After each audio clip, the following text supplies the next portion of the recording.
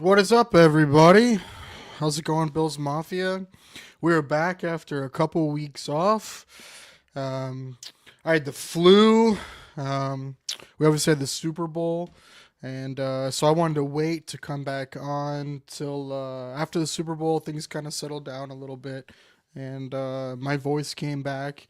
And to do the next show. So tonight I'll be flying solo, but we're gonna do a deep dive, kind of like an off-season primer to get us set up for free agency and the draft.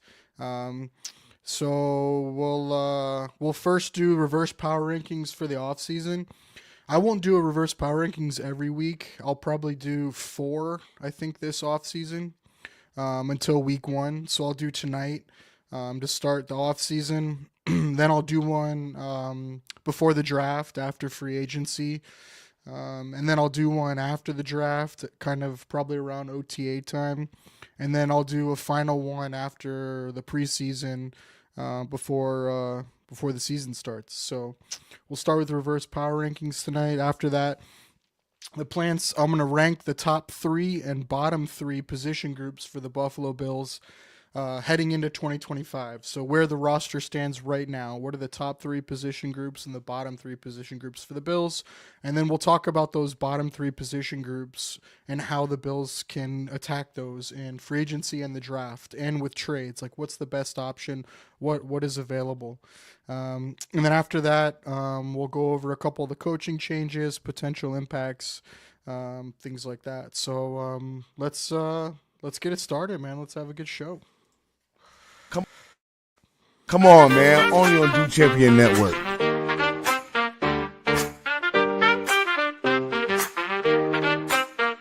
Everything you need, nothing you don't. Some may like it, few just won't. Everything you need, nothing you don't. Some may like it, few just won't. Buffalo blueprint for analytics and new shit. Jake pen in hand, mic in his hand. Welcome to the Buffalo blueprint. Everything you need. Everything you need.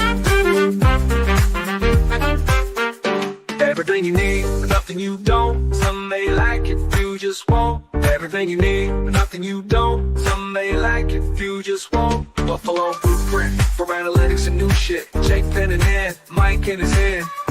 Welcome to the Buffalo blueprint. Everything you need. Everything you need.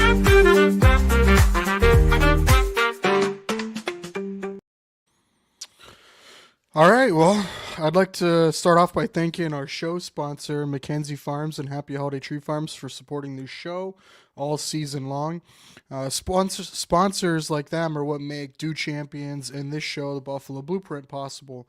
We use that money to buy access to data, streaming services, production equipment, travel funds to events like the Reese's Senior Bowl, the NFL Draft Combine, and the NFL Draft, as well as training camp. So sponsors are pretty critical to us being able to put on shows like this. If you are a business would like to be a sponsor, please reach out to myself or Do Champions on social media. We'd love to partner with you.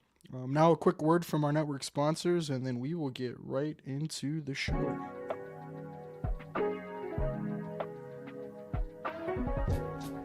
For the best Italian food in Western New York, Elliot Apollos, call 716-825-3675.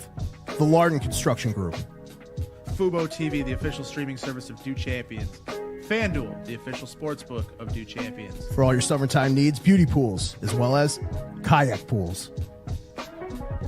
CX Chronicles, your total customer solutions focused manager. W.GG, the official energy drink of Do Champions. Hey, Sons of Erie, our artwork looks better on your walls. Hamburg Brewing, please visit our tap room on Boston State Road, Hamburg, New York. And finally, Fat Boy Surf Club for all your surfing needs.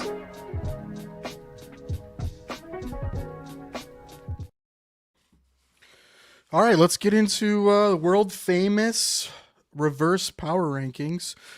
This will be the first one for the off season. Where do teams stand right now? So remember, for the power rankings for this show, we do where the team is right now. So not we're including like where the roster stands. So we're not going to worry about free agent moves. We're not going to worry about what draft picks people have. the rumour of who's getting traded, anything like that. We just take into account right now if the team was going to play with who is being paid by that team, how they would do. So obviously that leaves some subjectivity to rosters. I mean, there's some teams that that only have like 40 people or 40 players on the active roster. So there's a little liberty in here with how we're going to rank them, but we are going to take into account free agents and those teams and how it's going to affect them and losing those players when we rank these. And then you'll see as the offseason goes how that changes. So after free agency period, after the draft, how these rankings will shift and change as these rosters shift and change. So we'll start it off with probably not too big of a surprise, but at number 32 is the Tennessee Titans. Please feel free to comment as well if you disagree with any of these or you have any comments. We'll happily take feedback on these. But 32 is Tennessee Titans. Just a mess right there, right? I mean, tough first year for head coach, new head coach Callahan.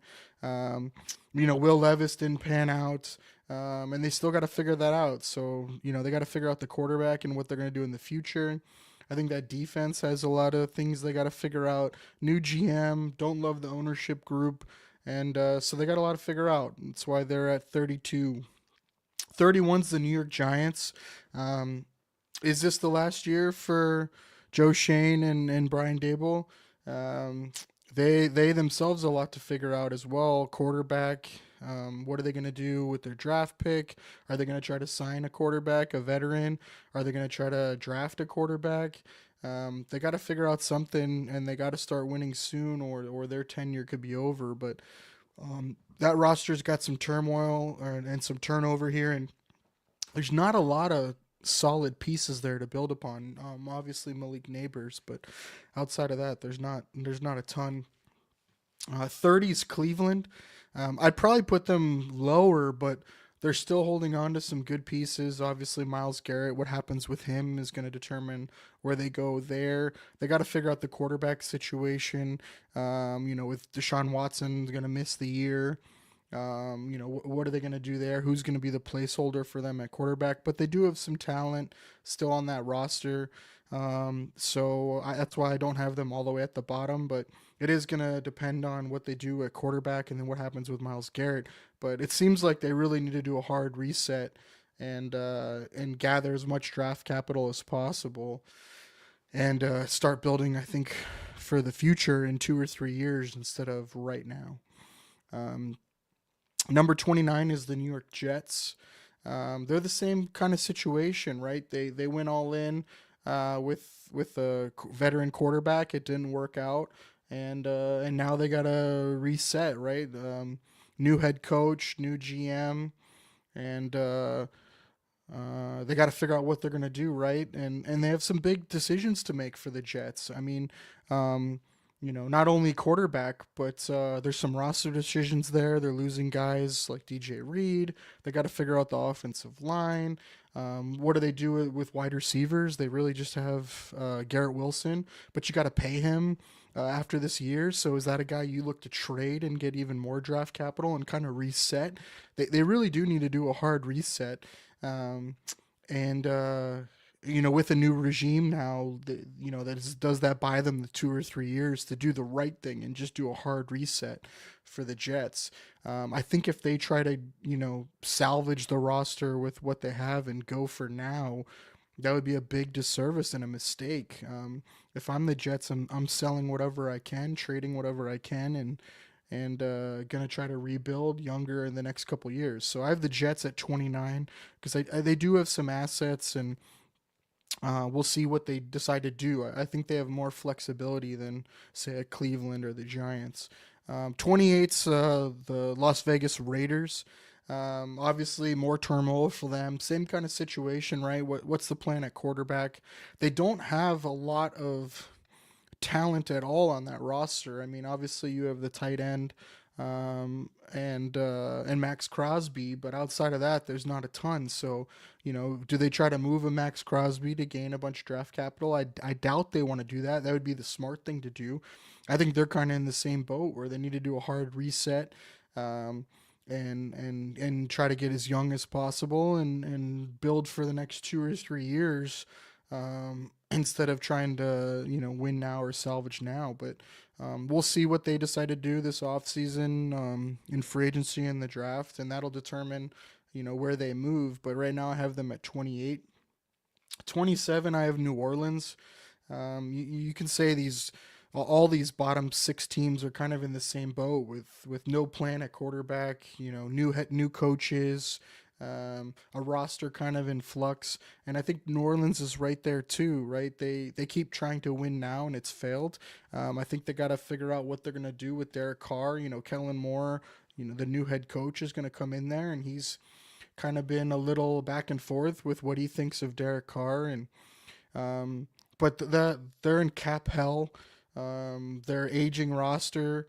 Mickey Loomis is still there in charge, and he doesn't want to hit the hard reset, even though that's what they've needed to do probably for 3 years now.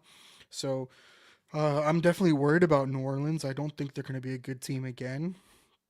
And they have some decisions they got to make. They got Olave that they got to figure out what they got to do with. Trevor Penning, they need to figure out what to do with.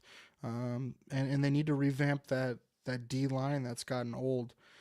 So we'll see with New Orleans, but I have them at 27 right now. 26, I have Jacksonville. Um, you know, I don't know what to make of Liam Cohen. It's hard to say, right? He's been the one hit wonder. He was at Kentucky, then he went to the Rams, then he went to back to Kentucky, and then he went to Tampa Bay, and had a good year there. But what track record does he have of being able to stay with a program and build a culture? Like I haven't seen any evidence of that from him. Like he hasn't stayed in a place for more than 2 years, so that's tough for me with Liam Cohen to say he's going to go into Jacksonville and be a culture builder and right that ship and figure it out. Now, I like what he does on offense, and I think he mixes it up and has some good scheme, and I think he's a good fit for that personnel group. I'm interested to see what he does with ETN and Bigsby and Trevor Lawrence and how he can improve them there. But that roster needs a lot of help, man, and I'm not sure he's the guy to head that. And then you have defensively, they were a disaster last year. The roster wasn't constructed very well for the defensive scheme they wanted to run, and then they had injuries, and I worry that they're not going to get the defense figured out. And then they got the offensive line they really got to figure out. There's a lot of work there to do in Jacksonville, and so I definitely think they have some talent on that roster, but I don't know if Liam Cohen's the guy to get it all out of them. Now, they are set up better than the six teams below them just because they have Trevor Lawrence, but I don't know, what is Trevor Lawrence? Does any of us even know how good he can be? What is the ceiling for him? If anything, you could say he's regressed. He's had the injuries, and so we'll see what Liam Cohen can get out of him. But obviously Jacksonville's going to go as Trevor Lawrence goes. If he can step up and have a solid year and improve, then they'll be competitive. At least in year one, and then we'll see where they can go. But man, they got to nail free agency and they got to nail the draft because they really got to figure out that offensive line, and then that secondary are pretty brutal. So I have Jacksonville at 26. I have Carolina at 25. You had to like the fight they showed at the end of the year. Bryce Young looked a lot better. The running game looked a lot better. And the defense showed a lot more fight, grit, and pass rush than I thought they were going to be capable of. So for that, I have them at 25 just because I think they're on a better trajectory. They've kind of reset that, I want to say, that culture a little bit, as far as like they're not going backwards or reeling. I think they took some good steps. This is obviously a big off season to see if they can get a couple difference makers in there and build upon last year. So they could easily come out flat and drop a couple spots here, but I at least feel like they're more solidified now, at least from a culture and a core than the teams below them. Again, like all these bottom 12 teams essentially have to figure out their culture, their head coaching, their offensive coordinator, their GM, their roster, their quarterback. There's major things these teams have to figure out. So you can kind of jumble them around how you want, but at least for me, Carolina showed something with Bryce Young and the running game and the defense with young players that I think they can build upon. So we'll see if they can do that here in the next couple months. 24, I have New England. Obviously, Drake May is the main reason why they're at 24. I think he showed some really good things. I think if they can get something in front of him for an offensive line standpoint, that'll go a long way. That was probably one of the worst offensive lines I've seen in the last few years. So I think that would be really big if they can improve upon that. And it's hard to not improve upon how bad that offensive line was. So I'm interested to see though, like how this goes with Vrabel, with Josh McDaniels. It's like, are we just gonna we're running it back again with another Belichick full system, and we're just gonna see how it goes? Like, I don't have too much confidence in that fact as far as the ceiling, but I at least think Vrabel comes in from a stability standpoint and will run the program better than Mayo did. A lot of the messaging from Mayo was very mixed. He didn't game manage very well, and I think at least from that aspect, Vrabel will have them ready to play, and the messaging will be good. And culture wise, I think the culture will be better there under Vrabel. But it's not like I think all of a sudden they're going to be lights out or this great leap forward. Like I I really think they have a lot of work to do from a roster standpoint to get a lot more talent in there. And I haven't seen anything that shows that New England has the scouting department and the front office to be able to do that. Like I don't think Elliott Wolf had a remotely good draft at all. And so I don't know what is going to change and make them all of a sudden start nailing all these draft picks. I mean, they had a lot of misses in their last draft. So we'll see with New England, but at least Drake May gives them some positivity there, some hope. Can he take a step forward? And then I at least feel like that coaching staff is an improvement from last year. And it's hard to be worse, I suppose. 23, I have Indianapolis. I don't know what to make of that, man. Like, Chris Ballard, I have a lot of respect for him as a scout. But I'm not so sure I love what he's done as a GM as a whole. Like they've obviously hit on some players, but they've also missed on a ton too. And as far as like building a team and having an identity and a plan, I'm not sure he's been able to execute that. And then his hires haven't been great. And so I'm not sure how Indianapolis is going to go this year. I mean, obviously it depends on how the quarterback position goes and can Richardson, stay healthy. He hasn't his whole career, even in college. Can he, mature and take a step forward? He's talking about redoing his mechanics. So we'll see how that goes. And then that roster needs some help. I think the offensive line's got to get better. The defensive line for sure has to get better. So we'll see. But I mean, they have some talent there. They have some young talent, but it really is going to go as far as Richardson goes. I'm on that squad. So for that reason, I have the Colts at 23. I have Chicago at 22. I'm really interested to see how this goes, man. Ben Johnson going in there with Caleb Williams and the offensive weapons they have. I I think they'll at least be better, right? I think the offense will at least be better. I think the scheme will be better. I think Ben Johnson will prepare Caleb Williams better for the blitz and for things he's gonna see, and going to the right reads and being better prepared and more of a student of the game. I think that's what's really gonna help Chicago be a better team and Caleb Williams be better. Um, I just don't know if Ben Johnson's the guy to run the full operation, right? To be the CEO, to have the team ready week in and week out, and then defensively, they started the year very good. And then as the year went on, they had some, up and down performances. Obviously, part of that is the way the offense played and sluggish and some turnovers. But I want to see how that team gets better. The offensive line has to get better. And Caleb Williams has to do a better job to help that offensive line. And then they got to get something from the run game, man. The run game was just atrocious for Chicago. So I have some optimism at least. I really like what Ben Johnson does. I think they have some young talent. I think Caleb Williams can be a lot better. I'm not sure how much better he'll be or how great what his ceiling is, but I think it'll at least be better. And I'm really intrigued to see how Ben Johnson does as a game manager, as a CEO for that team.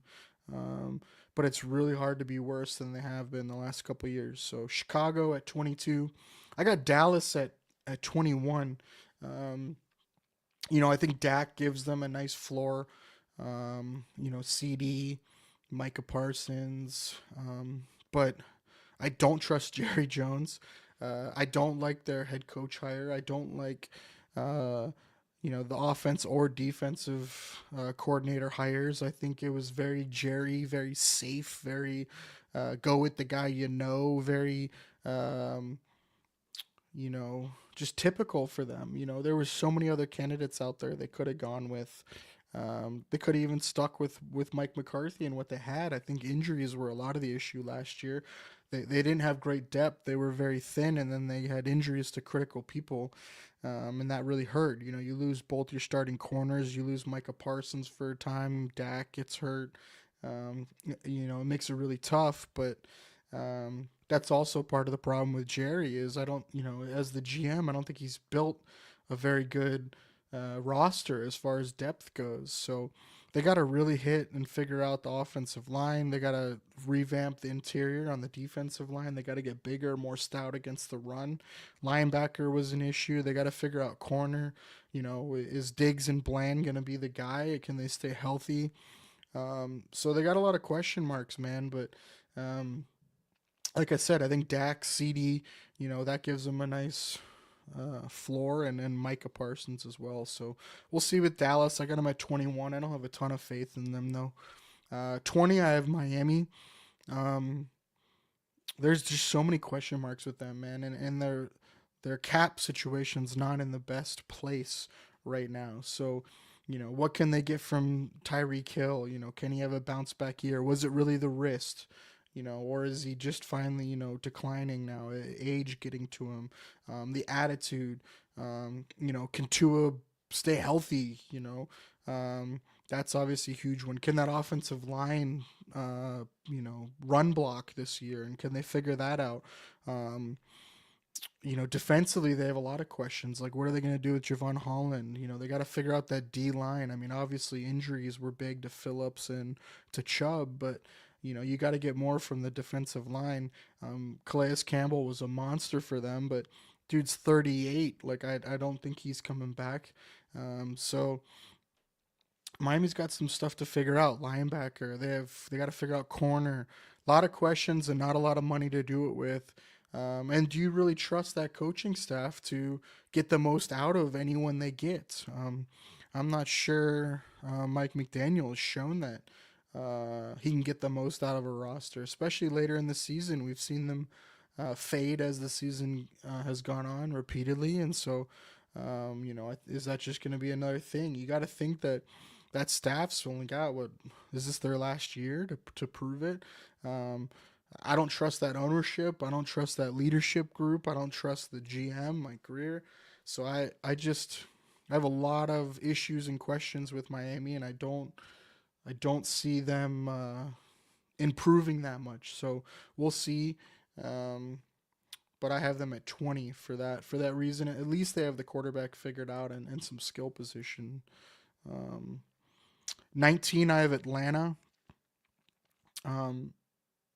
You could see the pieces there, man. I think with Penix, if he can, take a step forward as far as game management, running that offense, get it on schedule, get some of the verticality back that Cousins wasn't able to do. The weapons are obviously there for them. I think the offensive line had some injuries, and they got to solidify that because when that offensive line's healthy, it's a very good unit. And get back to running the ball with Bijan. Defensively, though, is the issue for them, man. They spent a lot of money. They made some trades, and it just didn't pan out. They didn't get anything from Judon, and that pass rush was disappointing. The secondary wasn't as good as you would have hoped, and safety wasn't what you thought it would be with the Simmons pairing with Jesse Bates. Jesse Bates was good. So I have 19. I have Atlanta. I see what they're doing. I like some of the stuff they've done, but this is a big off season, man. A big year for them, and I don't know what to make of Raheem Morris yet. So we'll see what he can do. 18. I have Arizona. I think they're in a really good spot cap wise. I think they're in a good spot with draft capital. Um, and it's just now about rebuilding that defense. They got to get more out of that defense. Um, I think the offense will be better if they can solidify that offensive line a little bit. But I like some of the weapons they have. I like Kyler when he's got a running game and an offensive line in front of him. But that defense was always going to be a problem last year. The investments just weren't there. They focused on the offensive side, and I think this year you focus on the defense and that the D line. They need pass rush. They need to get more stout in the middle. Um, and if they can take a step forward on defense and get to middle of the pack, I think they're going to be competitive again, and and try to compete for a wild card. So I have Arizona at 18. I have Seattle at 17. Um, but big question marks for them, man. Like, what's the future with Geno there? Um, Lockett. They have cap issues for sure in Seattle. What are they gonna do with Tyler Lockett? Is DK Metcalf a possible trade guy? We'll talk about that a little bit later, but they have some serious cap stuff they got to figure out. Um, that D line's gonna have some turnover, and they got to get better on the D line. I do like Mike McDonald. I do like that defense. I've never been big on Geno, and especially when he doesn't have an offensive line in front of him, it's really hard to overcome that. I think if you can get a good offensive line, a good run game, let Geno play action off that, I think it's really good. He can manage a game and then make some big time throws when needed. But when it's all on him and he's got to be the guy, it's really tough, man. And you saw that when that offensive line was breaking down. He was running around like crazy trying to make plays, and that's just not his game. So I have Seattle at 17. Big question marks, but they have some talent, and I do like the coaching staff. What are they? Offense for me, offensive coordinator. They made a change there. How's that going to go with Clint Kubiak coming in? I think getting back to the run game. There's just some question marks there that I want to see. Weapon wise, what do they do with Lockett and Metcalf? Offensive line, interior especially, what do they do? So for that, I have Seattle at 17. I have Pittsburgh at 16. Um, and they're a tough one for me, right? Like what do they do at quarterback, man? Like what is the plan? Because outside of that, it's not terrible. Now, they got to figure out running back. Najee and Warren are free agents and restricted free agent. Got to figure that out. You got to get some opposite Pickens. Your second best receiver can't be Calvin Austin. Got to figure that out. Got to figure out quarterback, obviously. Corner is another spot they got to figure out opposite Joey Porter. But I mean, overall, you like that squad. You like the stability there. You like the defensive line. Um, they have some big questions to try to answer, but they have draft capital. They have some cap maneuvering that they can do. But who's going to be quarterback? Who are they going to find? Is obviously major, and we'll see. So I think in the next 2 months for Pittsburgh is going to be huge as well. I have Cincinnati at 15, mainly because there's just a lot of major decisions to make that I don't trust their front office to make. They haven't shown the ability to want to spend money, to push dollars down the road. Burrow is, calling him out and saying he's willing to restructure his contract. Well, that's great, Joe, but you're not going to take less money. You're just going to take more money now to push it down the road. Um, and I just haven't seen that ownership want to do that. So what are they going to do with Chase? What are they going to do with Higgins? What are they going to do with Trey Hendrickson? Those are three dudes that are going to be there. They want 20, 28 million a year plus. Chase is going to be in the low 30s. So what are you going to do with those three guys? They got to figure that out. And then defensively, right? They fired Lou Anarumo, who I think was really good. Easily a top 10 defensive coordinator, if not top 5. But they kind of screwed him over, man. They got rid of his safeties. They got rid of his corners. They let go of some of the interior defensive linemen. And then they had some major injuries on the defensive line, especially to start the year with interior guys going down. And so they didn't give him much to work with, and then they blamed everything on him. And no, the defense wasn't good, but you also didn't give him very much to work with. So I'm not sure they're going to get more out of a new defensive coordinator. I think it's more on, can they draft and find some bargain free agents? Because I'm not sure they're going to be able to do. They're not going to have any money. Their money's going to be tied up on in either paying Higgins or Hendrickson and Chase, and so they're definitely not going to be able to sign all three of them. So then they're gonna have to fill that void. So that I have them at 15, but obviously you Burrow and Chase give them a really high floor on offense, and can they at least improve on defense? I mean, they were atrocious last year, so can they at least get better? We'll see, but I have Cincinnati at 15. Tampa Bay is 14 for me. I'm I don't know if you'd call me a Tampa Bay hater, but I'm more of maybe a Todd Bowles hater. I'm just not a Todd Bowles believer. So that's the issue with me with Tampa Bay. Like now you got another offensive coordinator. So 3 years in a row now you're gonna have a new offensive coordinator. You got to figure out what you're gonna do with Chris Godwin. He's a free agent now. I really like Evans and McMillan, but Evans is getting another year older. Um, and so you got to figure out wide receiver too. Um, the defense for me, you got to figure out corner. Corner is a big issue for them. They obviously had safety, injuries last year with Winfield Jr. and stuff that really hurt them. Linebacker Levante David's a free agent, so what are you going to do with him? They just have some major questions, and I'm not sure I trust them to figure them all out. But I think they'll at least they have enough solid pieces where they'll at least be the typical Tampa, 9-8, 10-7, and what kind of stuff can they get from Baker in that run game, magic wise.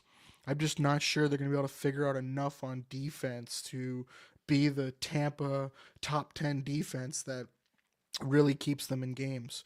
Um, so we'll see. They definitely have pieces, but there's some big things they got to figure out. Is Chris Godwin, Levante David at the top of that, and then I think defensively they got to figure out corner, defensive line, for me to want to put them any higher. 13, I have San Francisco. Same kind of thing, right? A lot of good pieces, but a lot of question marks, man. Like, are they going to commit to Brock Purdy and pay him all that money? What do they do with Debo Samuel? They got to get more from that wide receiver core. Brandon Ayuk, obviously, coming off the major injury. When is he going to be healthy? When is he going to be back?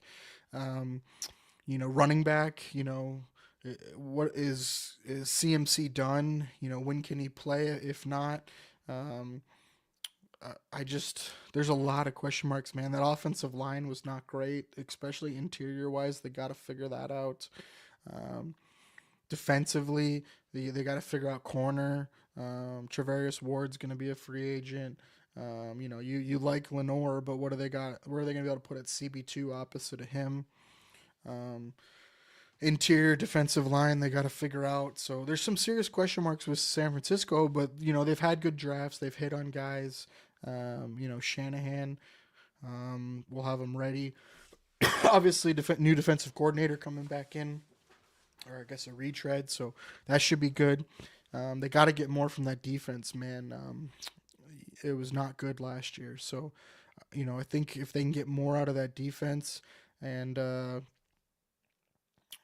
just not have the injury issues they had last year on offense, I think they'll be better. But again, there's some major things to figure out with Debo and Brock in that offensive line. So we'll see if they can do it. But right now I have San Francisco at 13.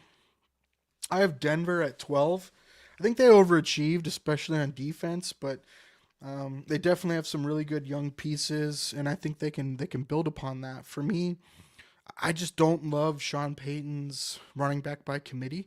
Um, in the past it's worked because you've had, uh, you know, Alvin Kamara paired with a Latavius Murray or paired with an Ingram, and when you could do that, like, yeah, you can do a committee.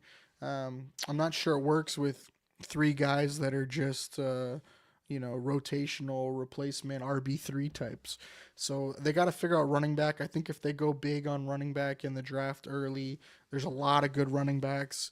I think if they can get a home run hitter there, I think that'd be huge. Amari Hampton, a Genti, Sampson. There's a bunch of good ones. Neal, Giddens. I think that if they can get more from the running game, I think that'll go a long way. Um, they got to figure out the offensive line though. They got a free agent there, um, and the defense I think needs a little more. The defensive line rotation. I don't think they were very deep. It was a good group. Starting wise across the board, but they weren't very deep. They're losing some guys in the middle. So we'll see if they can do that, and can they keep the defensive play up, right? You can have 1 year boosts, especially when it's turnovers or sacks. Can you repeat that performance? Is what I want to see. And then Bo Nix, man, can he take a step forward? Can he develop this offseason? They need to figure out another weapon on in the receiving core. Um, you know, with just Sutton, you got to figure something out besides him. It can't just be Sutton. And tight end, they have nothing. They have three tight end threes or tight end fours. You got to get a legit tight end in there. I think that would really help that offense. You've seen Sean Payton been able to use tight ends well in the past, so I think that would be big for that offense. So really, you're looking at you need a running back, a tight end, wide receiver two. There's a lot of questions in Denver that they need to answer and hit on to get better. So we'll see if they can do it. But really good first year from Sean. You got to be optimistic if you're a Broncos fan from what you saw from young players. And now can they build upon that? Houston, for me, is at 11. The offensive line. Offensive line. Got to get better. Got to figure out that offensive line so you can run the ball and then let C.J. Stroud work off of that. They could not run the ball. When you have Joe Mixon, you can't run the ball. That's a problem. And they couldn't pass protect in passing situations. So got to get better on the offensive line. And they got to figure out a wide receiver outside of Nico Collins. Obviously they tried with Diggs. It looks real good now that they made that a 1-year deal, but you got to figure out outside of Diggs. Tank Dell was super disappointing this year, especially before injury. They're not getting enough from Xavier Hutchinson, and Robert Woods is way past his prime at this point. So what can they do at wide receiver to get something outside of Nico Collins? And they probably need two pieces outside of Nico Collins. I'd love a possession style guy to go there. Keenan Allen, Amari Cooper type, do another 1-year deal or something like that. Chris Godwin, some. But they got to figure out something in the slot and then something to pair outside with Nico Collins and then the offensive line. So there's a lot of things there they got to fix. They have a lot of young talent on defense. I really like that. But man, that offense needs a lot of work, and I'm not sure they'll be able to do that in this offseason. So that's why I have them at 11. And then the turnover with offensive coordinator, right? They fired their offensive coordinator who looked like the next up-and-coming Ben Johnson that was going to be a head coach, and Bobby Slowick. And so now we'll see what they can do with a new offensive coordinator, but you got to learn a new scheme now, and Stroud's got to adjust to that. And so we'll see what Houston can do. So I have them at 11. I have Minnesota at 10. Same thing, right? Like, what are they going to do with Sam Darnold, JJ McCarthy? Like, who's going to play quarterback for them? If it's me, I'm not bringing Darnold back. you saw the limitations with him when the offensive line breaks down, when they can't pass protect. He goes back to seeing ghosts, and he's not the guy. And the problem with it is it'd be fine if he was that guy that he was last year, but at 10 million or 15 million, I'm not paying him 30 plus million to be Sam Darnold. Like, I think that's a big mistake. I think you can get as good a production as you had from him last year, or at least close enough to it with another veteran back. I mean, even Daniel Jones, I think they can get something out of. Um, Jameis Winston, Andy Dalton, even something to run the offseason, get through preseason, start the season with until JJ McCarthy can be fully healthy, and see what you have with him, and who, if your starter's not playing good enough, then you can put in JJ McCarthy. But they got to figure out something, and I don't feel like you want to pay a quarterback a lot of money when you have JJ McCarthy sitting there and you have other needs that you have to fulfill. So for me, that they got to figure out quarterback to at least get you by until JJ McCarthy comes back, and I don't think that's Darnold. You can't franchise tag him. It's $30+ million. That is hard against the cap. There's nothing you can do with that once you franchise tag. So I really don't like that move. For me, again, it's one of these veteran guys that I would sign and let start the year and then see what happens. But they have other issues they got to figure out. They got to figure out corner. Got to figure out safety. Harrison Smith, another year older. You got to figure out the defensive line, interior. They're really thin. I like what they have on the outside on defense, defensive end. I like Phillips in the middle, but you need more than that, just that. And then, offensively, Addison and Justin Jefferson are awesome. Hawkinson is good enough, but Aaron Jones is gone. So who are you going to get to replace Aaron Jones? Are you going to sign him to come back? Are you going to draft somebody there? They have some question marks, but mainly it centers around what the plan is at quarterback for Minnesota. So that's why I have them at 10. I have the Chargers at 9. They overachieved for sure. They beat up on a soft schedule, but it was encouraging to see them this year be run a lot better, as a whole, as a full team, right? You didn't see all the blunders and mismanagement things. Really good to see Lad McConkey play like that. And I think they didn't have enough weapons on offense last year, and you saw when J.K. Dobbins was healthy and they got that running game going. They were a good team, man, but when J.K. Dobbins went down and they couldn't get that run game going, it's just Lad McConkey, and that's it. And so they got to figure out more weapons on offense. Got to get a tight end in there, and I think the Chargers will be okay. Corner, I'm a little worried about with them. On defense, Khalil Mack's a free agent. They got to figure out more pass rush on the defensive line, but they have draft capital, and we'll see what they can do with it in free agency. But I have the Chargers at 9 just because I feel like that was a good springboard into this year, which we always knew the first year for the Chargers was going to be rough, just based on where that roster was and the lack of talents and the transition to the new staff and their play style. So I have the Chargers at 9. I have Green Bay at 8, and Green Bay is a weird one for me because they obviously have all that young talent. They were the second youngest roster in football again this year, but you didn't see like that young talent take the step forward. So was that a lot of like first and second year, hiccups and not taking steps forward? Jordan Love, the injuries. You didn't see the improvement you wanted to see from him. So, Green Bay, there's a lot of question marks for me, but I like a lot of their talent. I think they got to get more on the D line. They got to figure out what they're going to do with Jair Alexander and Eric Stokes in that secondary. I think they got to get better there. Wide receiver is still a concern. They have a bunch of 3s and 4s, borderline twos. I don't think Christian Watson's a one or a two.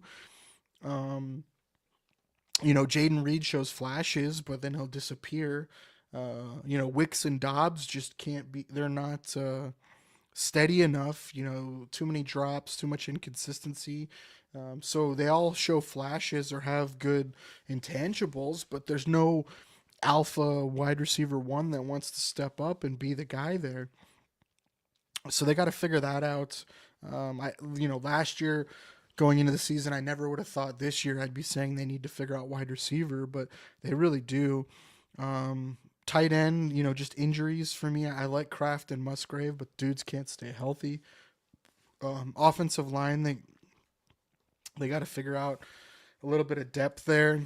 But really, it just comes down to, can Jordan Love step up? Can he play better? Can any of those young guys, in the wide receiver core step up? And then defensively, can they hit on one or two picks? And Green Bay is going to be good, man. They got a lot of talent, but they just need guys to step up and play a little better. And really, that's usually the difference between a borderline playoff team and then a team that makes a little bit of a run or makes a big turnaround, is your young talent developing. That's the easiest way for a team to get better, is your second and third year guys, take a step, and then you hit on your draft class, and you can make a big leap when you already have good talent. So they're really young, Green Bay, but can they develop? Can they step up? I'm not sure. 7, I have the Rams. Another team where you could see they're transitioning from old to young, and boy, did they hit on a lot of draft picks, man. Unbelievable. Snead and McVay, developing guys. It's just so impressive to see what they're able to do with their draft capital. The rumors about Stafford, he's not going anywhere, man. It's just figuring out his contract and what you're going to pay him. Now that he finished the year healthy and he feels like he can play. He just wants to get paid more than he's getting paid. He doesn't want to make $25 million. So they just got to figure out the contract, how they want to kick the money down the road. But he's not going anywhere. They were 6 points, one possession away from going to the Super Bowl. They don't have a lot of things to answer. They have draft capital. Offensive line could get a little better. I think they got to figure out wide receiver 2. You saw Cooper Kupp. I think he's done. They already said they want to trade him. I think they will. I like Jordan Whittington, as wide receiver 3, but you got to figure out wide receiver 2. I don't think Jordan Whittington's a wide receiver 2. But outside of that, I really like their team, man. I think corner is another issue, place where they could get better. But they're young and they've been hitting on draft picks, and as long as Stafford comes back and they hit on draft, another draft class, watch out, man. The Rams are going to be a force for sure. 6, I have Baltimore. They got to figure some things out. Left tackle, what is Ronnie Stanley going to do? I don't think they're going to be able to pay him. Makari, I think that's who they're going to pay. And then who's going to play left tackle? I without that offensive line being dominant or an elite, I worry about that offense. It's another year for Derrick Henry. He had, a lot of wear and tear. Can he do it again? They got to figure out wide receiver, right? It's another year. You got to figure out wide receiver. Outside of Zay, that's really what they got. Bateman's, wide receiver 3. They still don't have an alpha wide receiver 1. I really like Zay, but he's not an alpha, X guy. He's a guy I want to more move around and in the slot and outside, and I want to move him around in motion and use him in some gadget stuff. And that's not a knock on him. I think it just lets him be more and be better when he doesn't have to always line up outside against another team's CB1. I think they really need an alpha guy that scares a team. Tight end, Mark Andrews, another year older. Can he do it again? I like Lively, but I'm not sure he can be like your volume guy running seam routes and controlling the middle of the field. So we'll see. And defense, another year older for some of their guys. Marlon Humphrey, Kyle Van Noy. You going to get that from him again? I don't know. They got to figure out the pass rush. So there's some question marks for Baltimore. But anytime you got Lamar back there and Derrick Henry, and that coaching staff, they're going to be good. So that's why I have Baltimore at 6. Obviously, I think they're a good team. I'm not sure they're going to be better than they were this year based on some of the roster stuff they got to figure out. I have Washington at 5. Talk about another way overachieving team, right? Really good. Well, I shouldn't say really good. I mean, unbelievable from Jaden Daniels, right? I mean, we're talking arguably the best rookie quarterback year in the history of football. Like, that's not even just a prisoner of the moment. Like, legit, greatest quarterback season for a rookie in football history. I mean, best passing completion percentage, his rushing ability, his limited turnovers. Like, dude was unreal. And so can they build upon that now? They have draft capital, they have money, but they do have a lot of things they got to figure out. That offensive line's got to get better. That run game's got to get better. I'm not sure Brian Robinson's your bell cow. Eckler is Eckler.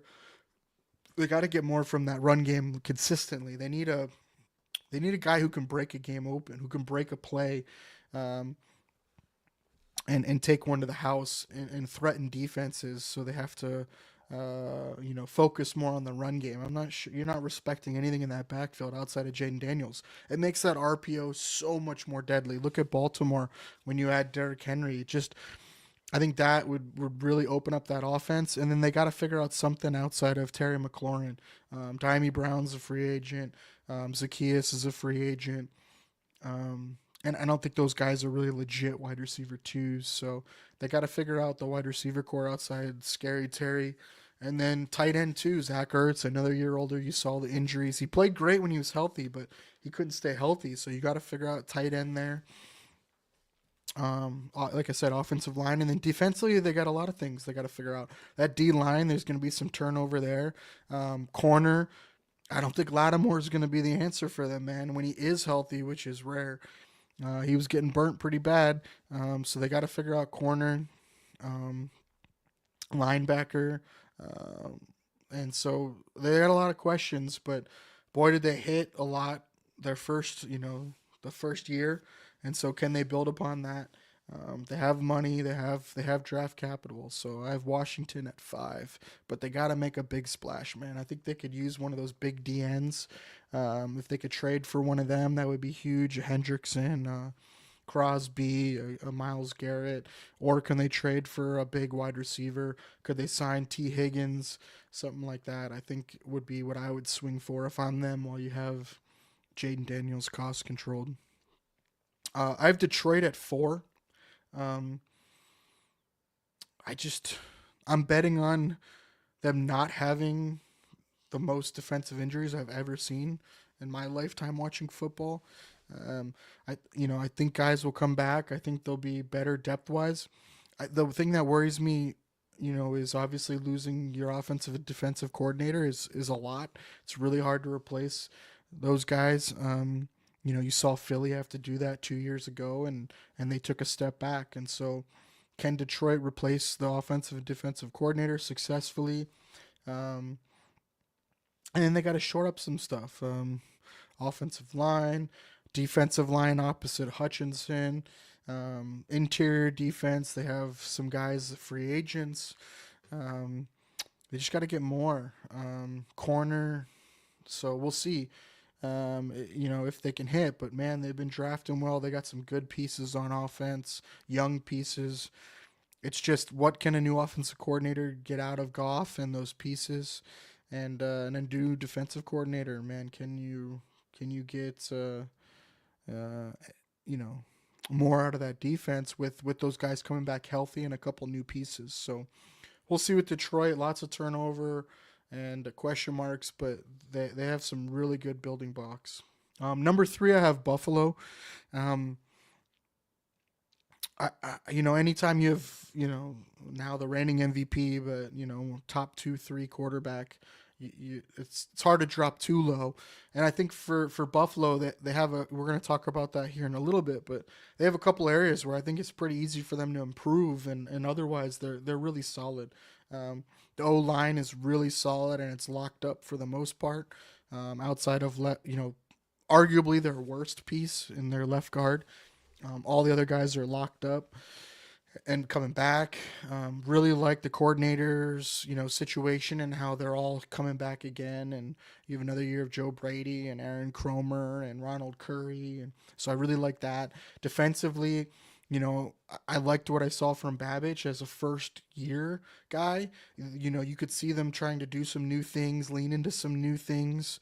I think some of the issues were personnel and injuries at the wrong time. I like them bringing in Ryan Nielsen and Pellegrino, new coaches, and so we're gonna talk about where I think they can get better, but right now where they're at, I think Buffalo's gonna be pretty damn good next year, and it's just whether or not they can hit on some of these bargain bin free agents and in the draft, and can they make a maybe a big trade or something like that to give them that piece they're missing. So I have Buffalo at 3. I think they're going to be there again. I don't think anyone's really going to challenge them in the AFC East again.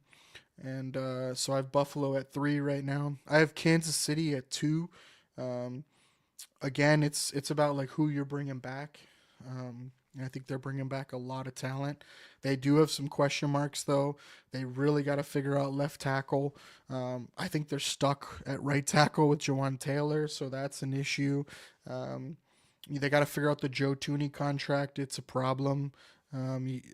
It's not the end of the world if you extend him, but then you got to kick some money down the curb. Kelsey, there's another thing they got to figure out. I think the best case scenario is for Travis Kelsey to retire. I think that actually helps Kansas City the most. His cap hit's like $19.5 million. There's not a lot you can do with that. I mean, you're gonna extend him and kick that money down the road. Kansas City doesn't like to do that. They're the opposite of Philly. They usually have the least amount of, or at least top 5, least amount of dead cap money. The only guy they like kicking the money down and the road is Patrick Mahomes, because you're not worried about it because you're going to have him theoretically for the next 10 years. So I'm not sure what they're going to do with Travis Kelsey, and I think the best thing is you either release him and save like $17.5 million, or he retires. So then you got to figure out, tight end. They still got to figure out wide receiver outside of Worthy. Hopkins isn't it. Hollywood Brown didn't work out, and he's a free agent. So they got to figure out wide receiver. Corner, they got to figure out corner. Outside corner. Really, they got to figure out both outside corners, because I think you want to put McDuffie back at slot where he's even better. He was fine in outside corner. He was very good, but I think you would rather put him in the slot and then have 2 outside corners, but that's asking a lot. So they got some serious things to figure out at corner. They got to figure out linebacker. Nick Bolton's the free agent. The defensive line, I think, still has to be better. Outside of Karlaftis and Chris Jones, they got to get way more out of that interior. They got to find more pass rush.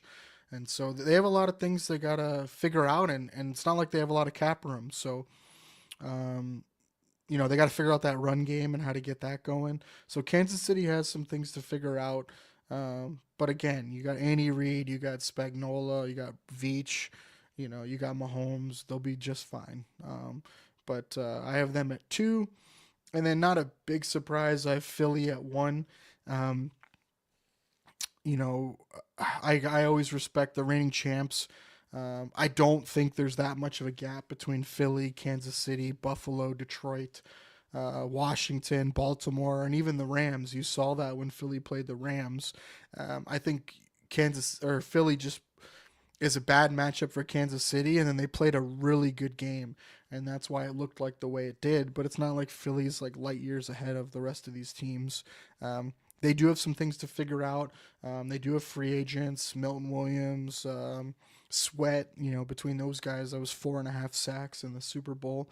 But their offensive line is good, and it's coming back. Tight end, Barkley's coming back. Hurts. A.J. Brown, Devonta Smith. I mean, so it's really, they're going to invest in the defense again, and can they hit on certain spots, and they'll kick more money down the road. They had like 330 million in dead cap money in upcoming years already, but that's what Howie Roseman does, man, and he's been hitting on draft picks, and I'm sure they'll do it again.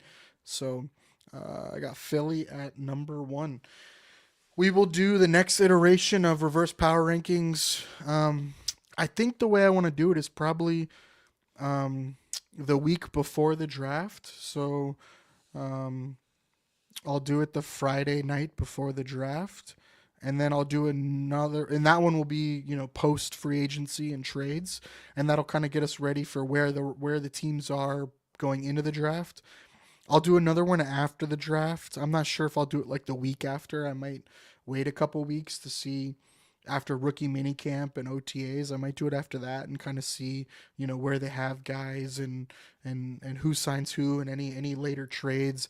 That June 1st, post June 1 cuts and veteran cuts and guys waiting to sign because of how it does against the compensatory picks and things like that. I might wait till after June 1st and then do the post-draft reverse power rankings.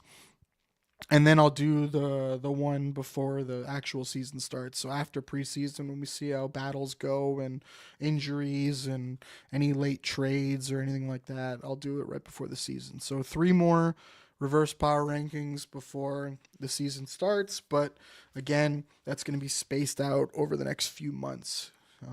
I know everybody wants it every week, but we got to have some things change first before we do that.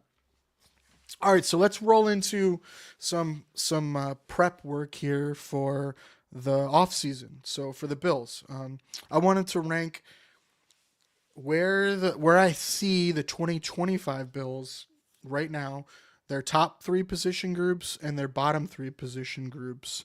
And then for the bottom 3 position groups, how do we improve that? And I think that'll be a good little primer for what to look for as far as free agents, trade candidates, when you hear those discussions, and then the draft. So we'll set that up, and then following discussions over the next few weeks will be draft prospects for those bottom 4 position groups. So you can call that like the Bills' biggest needs. I'll go through each position group and I'll give you draft prospects from top all the way down to undrafted free agents, essentially. For guys to watch out for, who do the Bills bring in for interviews? Who are the guys that are Billsy types, scheme fits? And that'll help with just getting ready for the draft. And when you hear names and things like that, you'll be able to say, oh, yeah, we talked about that guy. He could be a good fit for the Bills. So I kind of want to set us up for that first as we start getting into draft prep. And then we'll do a free agency primer where we actually go into the Bills cap situation. Who can they sign, re-sign, extensions, and then who should be targets. We'll do more of that in depth as we get closer to free agency, probably in 2 weeks.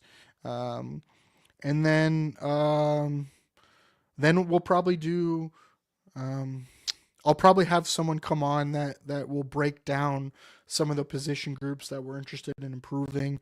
Maybe, during free agency that week, depending on some of the signings, I'll have someone come on who can talk more in depth about any of those players. Maybe an insider from a team, a beat reporter, something like that. Have them come on and talk about those players. So that's kind of the agenda here over the next couple weeks. But let's get right into the Buffalo Bills top 3 position groups. Feel free to comment if you think you have a different order of how they go. It's obviously subjective. I didn't include quarterback. I think that one's too easy, right? We obviously know that's pretty set. I'm not too worried about quarterback 2, quarterback 3, things like that. Obviously, it's our best position group when the reigning MVP and Josh Allen is sitting there. So I didn't want to include that. So the top 3 position groups for me outside of quarterback for the Bills. Number 3, believe it or not, I have tight end. We're in a good spot, right? Like, you can argue they underperformed last year, but as far as going into next year, that's a pretty solid room you have when it's Kincaid, Knox, and I'm pretty sure we'll bring back Quentin Morris. So, and then even Zach Davidson as your practice squad tight end. Um, that's a pretty solid group. I think that's a lot better than the majority of teams. I would probably say it's right around top 5 as far as position groups. Now, do they got to get more out of them? 100%. Kincaid's got to get stronger. I think the wrist injury really hurt him, but he's got to get more functional strength. I think that'll really help him when it comes to man-to-man coverage. But you saw the more vertical game this year, and that was really encouraging. But it's consistency, it's functional strength, and then him and Josh just got to get on the same page. It's hard to just blame Kincaid. I think Josh was not very good when he was targeting Kincaid this year. You saw that. I mean, under 60% catchable throw rate when he was throwing to Kincaid. Like, that's not a Kincaid problem. That's a Josh problem. So, and then it was even worse when it was beyond 10 yards. On passes beyond 10 yards, I want to say they were under 40% catchable throw rate from Josh to Kincaid. So, it's not just on Kincaid. It's Josh has got to get better throwing to him. They got to get more comfortable with each other, and Kincaid's got to get healthy. But as far as the future and upside and things like that, I mean, it's hard to get much higher than that. I mean, I think the sky's the limit when it comes to Kincaid and what he can do. You saw really good things this year, yards after the catch. When it was a catchable ball down the field, he did a really good job, and I think he'll just build on that. And the physical strength thing, I think, is really big. Part of the thing we're going to talk about later when it comes to changes in the coaching staff is the Bills fired their strength and conditioning coach. He'd been there since before McDermott been there. They fired him, and I think part of that is the guys just aren't getting stronger that they need to, the rookies. And then guys weren't coming back as well this year from injuries. And so I think they wanted to change up there, and I think they need to. And guys need to get stronger and more explosive. And we'll see if Kincaid can do that this year. But as far as, how the roster looks, I think Kincaid, Knox, and Morris is really, really solid. Knox is really good, really good inline blocker. I think they're a good match between the two of them, Kincaid and Knox. I don't think Knox is going to be any more than like a 40 target guy a year, 2-3 a game. And, you could argue he's paid too much for that. That's a whole nother discussion. But as far as what he is and what he provides, he's a lot better than 90% of teams tight end twos. And so you could do a lot worse if we're talking just ability. So for that, I have tight end as position group number 3. Number 2, I have running back. And a lot of this is dependent on what happens with James Cook. But, a running back room of James Cook, Ray Davis, and I hope Ty Johnson coming back. But even with Ty Johnson not coming back, Cook, Ray Davis, really good 1-2. It's not super hard to find an RB3. This is a really good draft for a running back. And I think if you don't bring back Ty Johnson, it lets you dabble in that. I hope they bring back Ty Johnson. I think he's a perfect complement to Cook and Ray Davis. Good special teamer, runs hard, obviously really good receiver. And then the best pass pro running back we have, and that matters. And then Josh, has said he really likes him as a receiver. They're on the same page. They see the defense the same. And you saw that with some of the scramble drill stuff that Ty Johnson was able to do. So I hope he comes back. I think he'll come back. I don't think he'll cost too much. With Cook and Ray Davis, I think it's a really good group already. You add Ty Johnson, I think it's a great group. So I have running back at 2, but that could change, right? If James Cook really wants to say, you got to pay me more, if he really wants to play hardball, if he really wants to keep creating drama, I wouldn't be opposed to trading him. I do think he is very good. He's explosive. I don't think it's just super easy to replace what he does. At the same time, he doesn't play even 50% of the snaps. He's not good at pass pro. He's not in there in the 2-minute drill. So it's really hard to justify paying him top 3 running back money when he doesn't even play 50% of the snaps. He's not a Saquon Barkley. He's not a Derrick Henry. He's not even a Josh Jacobs. So it's hard for me to say pay him that. He's not a Jameer Gibbs. He's not a Bijan Robinson. Um, so to me, it's if he wants to play hardball, I'm not going to pay him that. I'll happily pay him 5.6 million to play this year. But if he wants to play, and create drama, I would happily just trade him. And then, like I said, this is a really good draft class for running backs. And I think you can get a difference maker early, and then you have 4 more years cost controlled, of a running back. And I would, if you trade Cook, I'm not sure what you could get for him, maybe a fourth or something like that. Fifth round pick, but you could use a second on him. We have 2 seconds on his replacement. I think even in the fourth round this year, you're going to get some difference makers at running back. We saw what Ray Davis in his one start did against the Jets, 20 for I think 98 yards, something like that. And so I think that's more than enough. If you bring Ty Johnson back too, I think you give him more carries. And I think between Ray Davis, Ty Johnson, and a rookie running back, you can get more than enough out of that position group behind my number one position group, which is the offensive line. I think with this offensive line, it gives you more flexibility to put different players in there. So I do hope James Cook comes back. I hope he comes back at 5.6 million. I don't really want to re-sign him. There's ways to structure contracts that it can be palatable. I'm just not a big believer in giving a running back a second contract, let alone one that doesn't play more than 50% of the snaps and doesn't pass pro and all these things. But I do give James Cook major props for getting stronger, for getting better this year. Way better between the tackles, way better in the run zone. He ran way harder this year, way more decisive. And so I do give him a lot of credit for that. And he doesn't have a lot of wear and tear. He didn't get a lot of carries in college. And so there's a lot of good things for him. He is young. I don't need him asking for running back 2 money when he's not RB2 in the NFL. He's not. That's not who he is. So that makes it really tough for me. So I'm sure we'll have more discussions with James Cook as it goes, but as of right now, he's on the roster, and so I put running back as our second position group. Number one, like I said, is offensive line.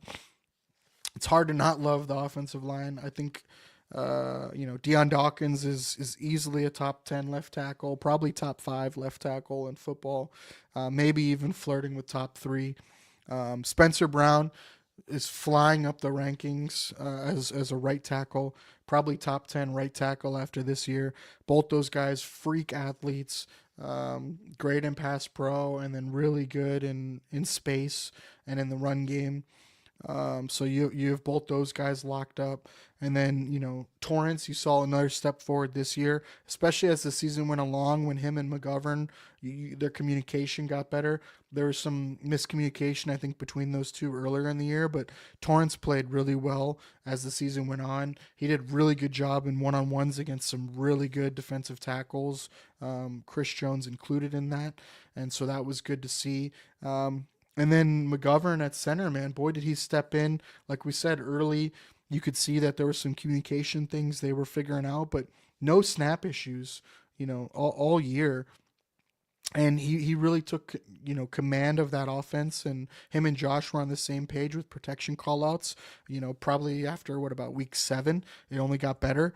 And they became really, really, really good with him at center, picking up blitzes, picking up stunts. The first 4 or 5 weeks, I feel like every week I was talking about how bad the interior offensive line was when it came to picking up stunts. It wasn't one-on-one pass blocking; it was stunts. And once they got that figured out, they were really good. And McGovern was a big part of that. And then he was really, really good in run blocking, better than I thought.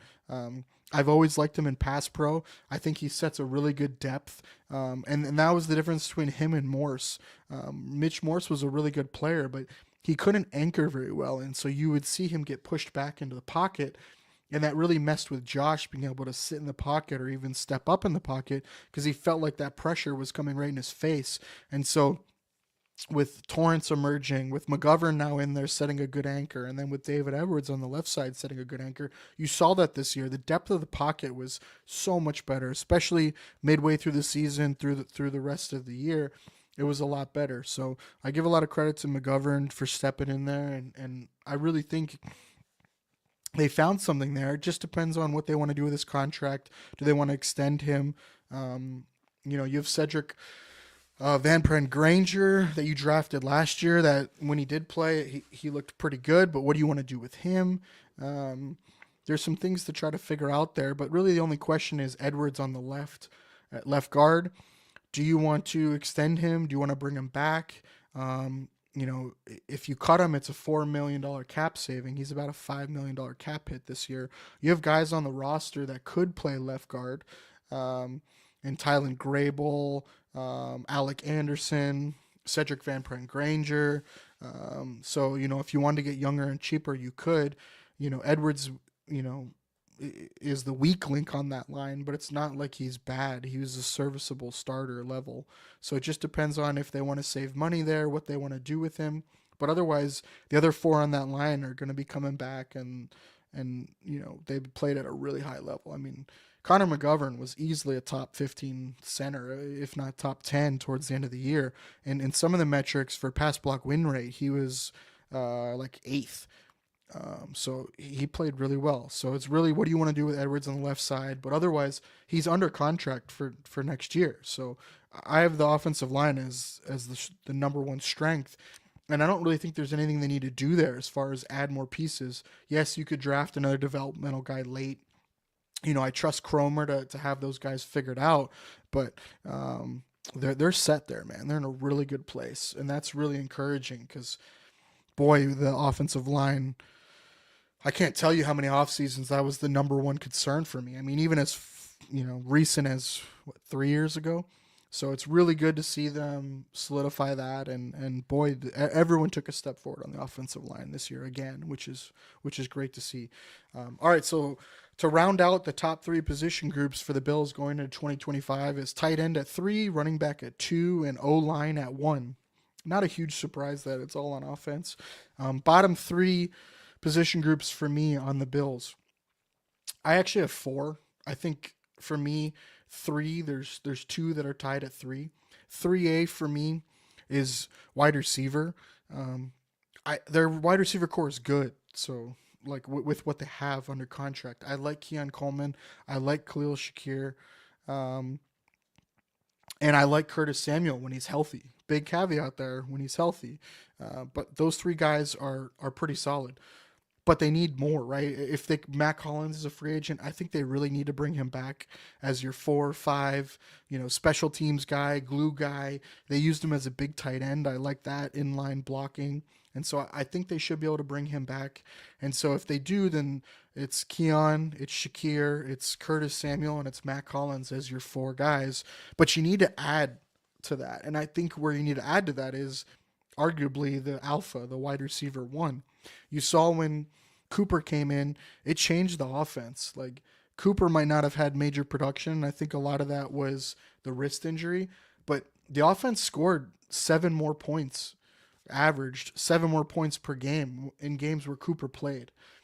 I'm not sure a lot of fans realize that, but that's the kind of magnitude or shift that it created amongst the defense, because then you had the defense focusing on Cooper, and they had to shade a safety over there, they had to shade their cornerback 1 over there, and then that let their cornerback 2 go against Coleman or Shakir, or their Shakir could focus on the slot. It just bumped everyone down to the right position. And so they got to figure that out. They got to replace that, because Cooper's a free agent. And we'll get into a little bit more of options there, but they got to figure out a speed element. They didn't have any deep threat last year. They tried with MVS, and that obviously didn't work out. And so for me, they got to figure out a speed element, and they got to figure out a man beater, and that arguably could be the same guy, but he needs to be an outside guy, and it needs to be a guy that scares the defense, that threatens the defense. That is really what they're missing, and to me, that is super valuable. That is a big thing to miss We saw that before Cooper this season and the struggles the offense had.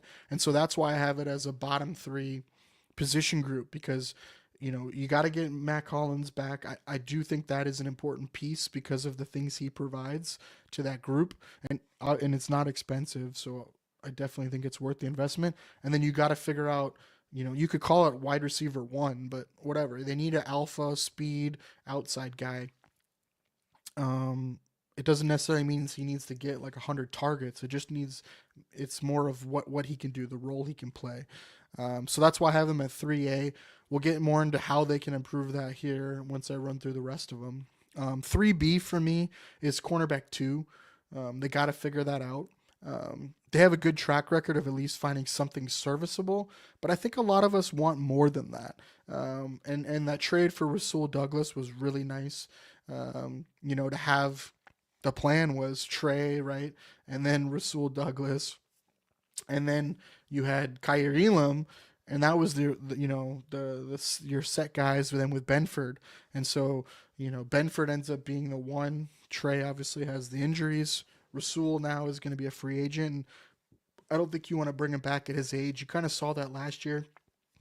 Already a limited athlete, but really slowed down last year. And this defense wants to play more man coverage. Last year they played the most man coverage they'd played all year, and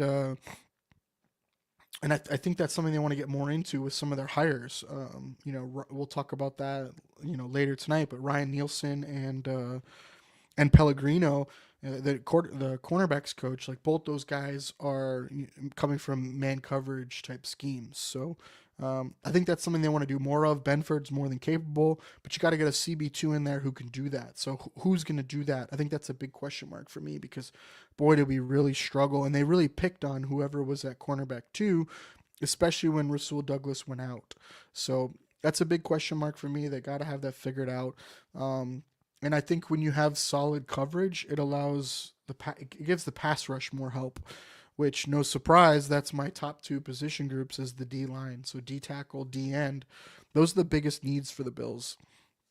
They're the worst position groups.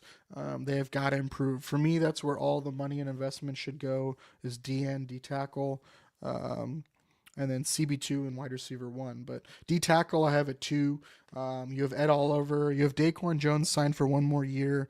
You can get out of that if you want to. I don't think it's not a big savings to get out of that. So you kind of hope maybe he'll play better this year. Then you have Dwayne Carter, and he was a disappointment. He showed some flashes, but kind of a liability in some of his run fits, and then the wrist injury. And then he was just not good after that. So Dwayne Carter needs to get healthier, better pass rush plan.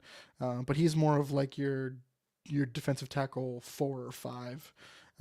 You have Ed Oliver, who when he shows up, when he plays, is good, but he disappears too much. He's not consistent enough. So really, you have to figure out a lot in this interior defensive line for me to feel better. I think Daquan Jones is not a high caliber starting defensive tackle anymore in this league. So he'd be more of your one tech, your 2 essentially in your rotation. So you got to find a starting caliber one tech that can play, next to Ed Oliver and, stop the run and be a disruptor, ideally.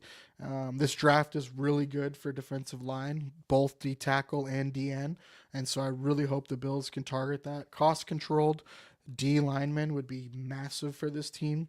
They've got to figure out difference makers on the D line, and interior especially I think is really big. So if it's me, I'm probably drafting 2 interior D linemen pretty early and a DN.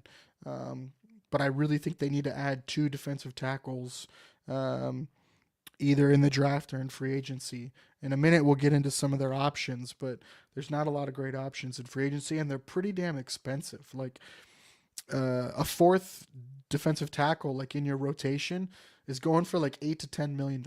Like it's pretty crazy how expensive they are. That's a guy that's getting like 25% of your snaps. It's crazy. So if you can get a cost controlled defensive tackle or 2, I think that's really huge. They tried to do that with Carter, but I just don't think he showed enough to say, okay, we're okay there. I think you need to invest more. And I'm fine with firing as many bullets as possible at expensive positions. Like, you can't invest enough for me on the O line and on the D line. Like, you see that with Philly, man. Um, the more guys you got at the O line and D line, the better you're going to be. That's kind of been Kansas City's problem the last few years, is they've been so thin on the offensive line and the defensive line. When they've had one or two injuries, it's really, really affected them. So D tackle, huge one for me. And then number one is D end. I think that's been the Bills' bugaboo the whole Sean McDermott era, is they haven't had the difference makers on, especially at D end, but on the D line in general. They haven't had a closer. They haven't had a guy to take over. And, it's hard to get too mad at Bean for, the swings he's made, because he's made swings he've just missed. They haven't worked out. Von Miller looked like he was it, man, until the ACL injury, and that really derailed him, and he never recovered from that to get back to his old form. And so that was a huge one, man. They threw a lot of money at him. You could argue it was too much money at the time, even before the injury, but he was playing unbelievable before the injury that season, the first year in Buffalo, and you kind of thought that was the piece they needed. Didn't work out. And then you could argue AJ Epinesa hasn't gotten consistently better. He's been okay, but he hasn't been a difference maker, especially in big games. He hasn't been late in the season. Rousseau has been very good. He's very good against the run, but he's not like a true difference maker, sack guy, take over a game guy. He's more like a high quality starter that you would want opposite of a difference maker. So Rousseau's been good. He just hasn't been a difference maker great when it comes to pass rush and making a difference late in the playoffs and in the season. Obviously they missed on Basham. That was a big miss. And then they, the free agent signings just haven't been that good. Outside of Floyd was good, but he fell off late in the year. Smoot, showed flashes, but then he had the injury as well. Quentin Jefferson never lived up to it. So for me, it's just that's been the big thing missing, and that's been the big mark against Bean for me, is the defensive line and just not being able to hit. And whether that's on the coaching staff to not be able to take advantage of it and not get the most out of these guys, or it's on Bean missing, no matter what, the outcome is still the same, and then they haven't done enough there. So now let's get into how they can improve these bottom four position groups. So for me, it was wide receiver, it was cornerback, it was D tackle, and DN. So those are the four biggest needs for me that I think the Bills need to improve on for them to take the next step. So we'll start with wide receiver. Like we talked about, I think they either draft or trade for a wide receiver one, I say in air quotes, wide receiver one, or speed threat. And they need to re-sign Matt Collins. I think as a role player, he's perfect as your wide receiver 5, special teams guy. I think he does a lot of versatility, really good at blocking. Him and Josh definitely were on the same page. He came up with some big catches. That's kind of what you want from that, wide receiver 5 spot. Not to mention really good leader. The guys really liked him. So I think he's a no-brainer to bring back. But you got to get a high-end addition to that room. So free agents, the problem with free agent wide receivers is they're so expensive, and they don't really fit the needs for what the Bills want. So I think free agents aren't going to be really the avenue to go. Whittle here, what's up, Whittle? Trey Harris, I love Trey Harris. I think he's a good one. I think bring back Matt Collins and draft Trey Harris would definitely be a home run. We're going to talk about some of the options here, and next week we'll get more into the draft options, but Trey Harris will definitely be one of them, man. I think he's so smooth, and not to mention big guy who can play outside, run all the routes. He just doesn't have the vertical threat, but I definitely think he's a guy you could line up outside and have Keon and him be your outside wide receivers, and it'd be really nice. Yeah, his numbers against man coverage are really good. His route running is just so clean for a guy his size. So yeah, he would fit more into that I want to say like Art Amari Cooper type role, right? Or Diggs later in his career role where I think he can get open when you need him to, get you a bucket, run those underneath routes, those first and second level routes. I'm just not sure he can get down the field. Um, but again, I'm not sure you can necessarily get everything with other needs being more important. Um, so free agent fits. Really, the only guys would be Amari Cooper bringing him back, or Darius Slayton. The free agent pool at wide receiver is not very good, and both those guys are probably going to command around $15 million according to Spot Track, and I think that's just way too much for their age group. And then neither fills the deep threat need that I think this team needs. Um, and then for a trade route, the options aren't too great. There's a couple options. If you're going to trade for a wide receiver, one that has been linked to Buffalo a little, especially just because he's friends with Josh Allen, is Christian Kirk. He's owed roughly $16.3 million left on his deal. You could easily restructure that. He's only 29. But again, he's not like a true alpha outside guy. Yes, he's got some speed and some vertical to his game, but he's not really a guy I want to pay $15 million to. Now, depending on what he's looking forward to in his next contract and what he's willing to take to come to Buffalo, I don't think he'd cost very much to trade for. Is Keon Coleman, Christian Kirk, Curtis Samuel, Shakir, and Matt Collins? Is that good enough? Yeah, I think it's definitely good enough. I just don't think it's like I don't think it's going to push you over or make you better than you were last year. I think it's about on par with what you had with Amari Cooper. Another guy who's been linked to trades and Buffalo as a destination is DK Metcalf. He's owed $18 million on the final year of his deal. He won't be 28 until December, so still pretty young. An extension for him is, according to Spot Track, would be 3 years, $75 million. So, and that would put you through to his 31-year season. I definitely think that's palpable. He would definitely fit your alpha outside deep threat type receiver, and not a volume guy either, which I think is not necessarily a bad thing, right? I still think you want to spread the ball around and not have a guy that you have to go to, but he threatens the defense. You have to keep him honest. You have to shade help over, and big physical dude, right, that you could throw the ball up to and go get it. I mean, DK Metcalf and Keon Coleman on the outside would be pretty nasty. I definitely think it's a doable trade with Seattle. They got to figure out some stuff with their cap. Lockett is the guy that for sure is way more likely to get cut or traded, but there's been rumors about DK, and we'll see if he's available. I think it would totally make sense.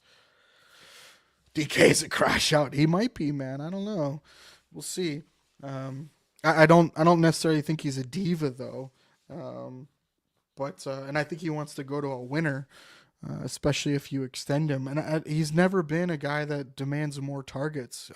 Yes, he wants to win, and like anyone else, and I'm sure he wants the ball too. But if anything, he's more Amari Cooper than he is Stephon Diggs. I wouldn't worry too much about him mentally or causing a problem. The third guy on the list is an interesting one. I don't think the Jets would ever do it, but it would be Garrett Wilson. He's got $3.5 million in the final year of his deal. He'll be 25 in July. Spot Track projects him to get about $23 million per year on an extension. I'd happily pay him that. I'd happily trade for Garrett Wilson. Perfect. I am too.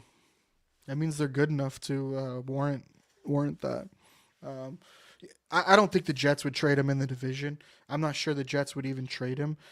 They do have some cap stuff they got to figure out. They're not ready to win now, but I don't know how, you saw he wasn't too happy. Garrett Wilson was with Aaron Rodgers' situation. He was saying if Aaron Rodgers stays, he wants out, blah, blah, blah. I'm not sure the situation now. The new GM, things like that, new coaching staff.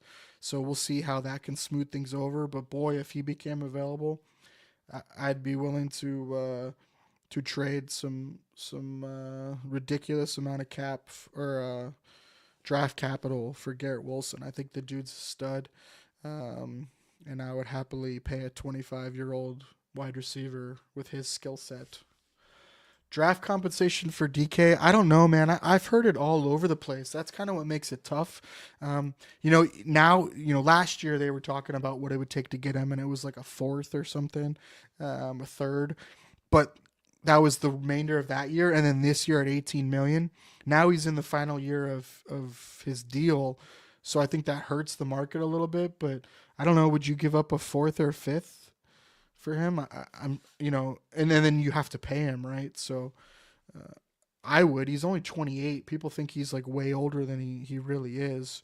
Um, and I would happily extend him for 3 years at 25 million. Like that doesn't scare me. But that's a good question. I'm not sure what his draft capital is. I can't imagine it's a third or more. That seems ridiculous for him, especially coming off the year that he had. It's not like he's coming off of, 1,300 yards and whatever, 12 touchdowns or something like that. So yeah, the three trade candidates would be Christian Kirk, DK Metcalf, Garrett Wilson. Free agents just aren't really there. It's Cooper, Slayton. If Amari Cooper wants to come back at a really cap friendly deal with a lot of incentives, sure, 10 million or less, I'd be all about that, man. I think he's way better than he showed. I think that wrist really hurt him. He's supposed to get surgery. I think he's already had surgery on it. They recommended, they being the doctors, that he get the surgery and not play. And he said that he wanted to play through it. I give him a lot of credit for that.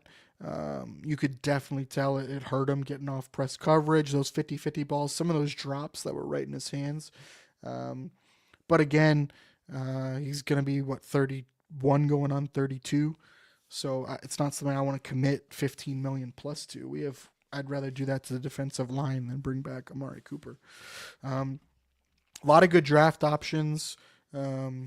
Trey Harris is one that Whittle called out, but we're going to go over that next week so you guys can start looking into those guys. I'll do a deep dive on their scouting reports, and how I think they would fit into the roles. It's not like I'm going to go over like 20 draft wide receivers. I'm going to go over the guys that I think are schematic Bills fits and guys I think the Bills would be interested in, so we can kind of focus in on those guys as we get closer to the draft. Next position group is cornerback 2. For me, I'd probably just draft a cornerback 2. I think that's where I would go. There's some veteran depth out there that I would be interested in, but some of the top guys, this class is not deep, so that drives the going rate up higher, right? It's DJ Reed, it's Travarius Ward. Those are really your top 2 guys. Rasul Douglas is probably your third or fourth best option. All these guys are 29, 30, 31, 32, and they're all going to command more money than they should because there's not a good free agent market. So for me, I'd rather draft cornerback 2. This regime has had a really good track record of drafting secondary and corners. Outside of Elam, they've really drafted really well and found some hidden gems. And they've also found guys that are able to step in right away and contribute and play. So that's probably the route I would go. I'd draft a CB2 and maybe, one of your late second round picks or a fourth round pick, one of the fifth round picks. You can find guys. And then I would let Hardy and Elam obviously compete as well. I think Daquan Hardy is someone to watch out for. He really surprised me on his ability to play outside in the preseason and camp. Is that something they've developed now in the practice squad? Is that something they're going to give him a chance to? Kyer Elam, again, I think you got to give him another chance to compete out there, see what he can do. And, between a drafted cornerback 2, if you want to sign a veteran at depth, and then you let Hardy and Elam compete, I think that's your cornerback 2, 3, and 4. And then whoever's the fifth guy out is your practice squad guy or gets cut. Veterans, if you wanted to, the one name that's really intriguing to me is probably Paulson Adebo from the Saints. He played really good this year in spots. It gives you versatility, man in zone, physical corner. I think Spot Track said 2 years, $22 million. Definitely think there's ways to structure that in a good way, and I think 10 million roughly for your CB2 is not the worst thing. The only thing that's interesting to me is McDermott and Bean haven't shown a track record of paying a cornerback two in the past. They've always relied on a draft pick of a cheap veteran to man that spot, and then they pay their CB1. So are they going to want to pay a cornerback two, decent money? I'm not sure they're going to be willing to do that. But we'll see that, with the shift going to more man coverage, those are guys that cost more money in general. They're harder to find, man coverage guys. So, is there a little philosophical change here to want to invest a little more in your CB2? We'll see. DJ Reed is probably the number one guy free agent. He's 29. He turns 29 during next season. The projection for him is 4 years, 58 million. I just don't see how you're going to pay. I think that's too much for DJ Reed, and then also Benford's going to cost 22, 23 million per year probably. So I don't think you're going to pay your corners 40 million, 42 million collectively between CB1 and CB2. Chavarius Ward is probably second on that list. He's going to be 30. The projection for him is 3 years, 45 million. I think you could get that lower. And if you could, that might be something interesting. He gives you a lot of flexibility, man. He can really lock up guys. He's really physical. So he would be interesting if you could get him 3 years, 45 or less or under. Kendall Fuller is another interesting one. He's going to be 30. He signed with Miami. Before injury, he looked pretty solid. He's pretty solid player. But again, he's going to be 30. When he signed with Miami, it was 2 years, 15 million. Could you get him something similar? Could you get him 6 years or 6 million a year, 7 million a year? That might be something that would be interesting to really solidify that CB2 spot. Otherwise, I think it's draft a guy who can be your CB2 and then let Hardy, Elam, and your CB2 draft pick fight it out. So we'll see what they do at CB2, but they got to do something. They got to get better at that position. And we'll see, because last year wasn't enough. I'd like to see them get more athletic and younger. So that's why I'm really open to drafting a CB2 and even Daquan Hardy. But Paulson Adebo would be interesting. All right, defensive tackle. Like we talked about, they need a one tech. Starting one tech. I think that's can start above Daquan Jones, or at least maybe start the season rotating with Daquan Jones 50-50, something like that. And then I really think they need to draft a developmental one as well. So someone later on, maybe a traitsy guy, maybe just a big body guy that can be your run stuffer. Your early draft pick defensive tackle would be your starting one tech in the future. That's more pass rush. And your later one tech would be more of your run stuffing, early down defensive or one tech defensive tackle. But I really think they need to find 2 one tech defensive tackles, whether that's free agency or the draft. Yeah. Alfred Collins from Texas. Yep. Deion Walker, Kentucky.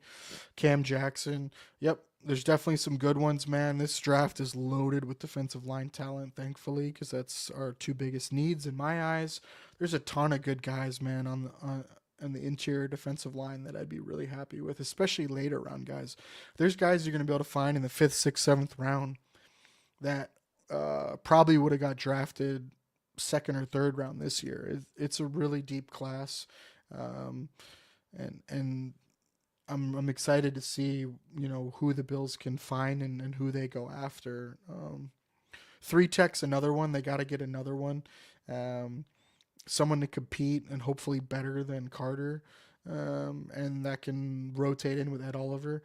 Ed Oliver started playing a lot of snaps later in the year. I don't want him playing 75-80% of the snaps. I'd like to see him playing 60%, 65%. So I think they need to find someone who could come in and it's not a big drop off. Veterans for the defensive tackle room aren't great options. There's a couple guys that are interesting to me. BJ Hill, he's going to be 30. It's 2 years, 18 million. Um, he would be a really nice pair with Daquan Jones. I think he would be your 50-50 rotation with Daquan Jones, and then you would draft a young guy late, cost control. DJ Jones is going to be 30 as well. Spot Track projects him for 1 year, 11 million.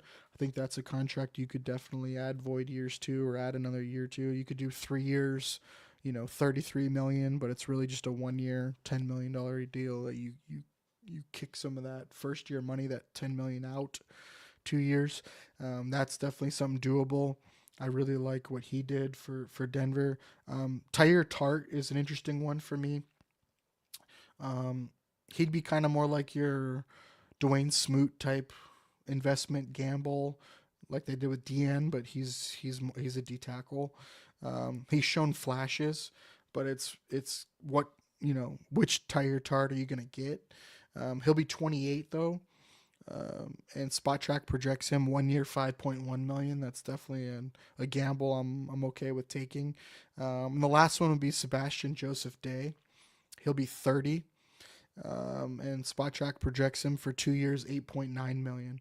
I definitely think that's a palatable contract that you could do, and those guys would all, especially Joseph Day, DJ Jones, and BJ Hill, give you starter caliber play at defensive tackle, and that's what they need. They need to add another starting caliber defensive tackle veteran that can come in day one and play and compete with Daquan Jones for starting next to Ed Oliver.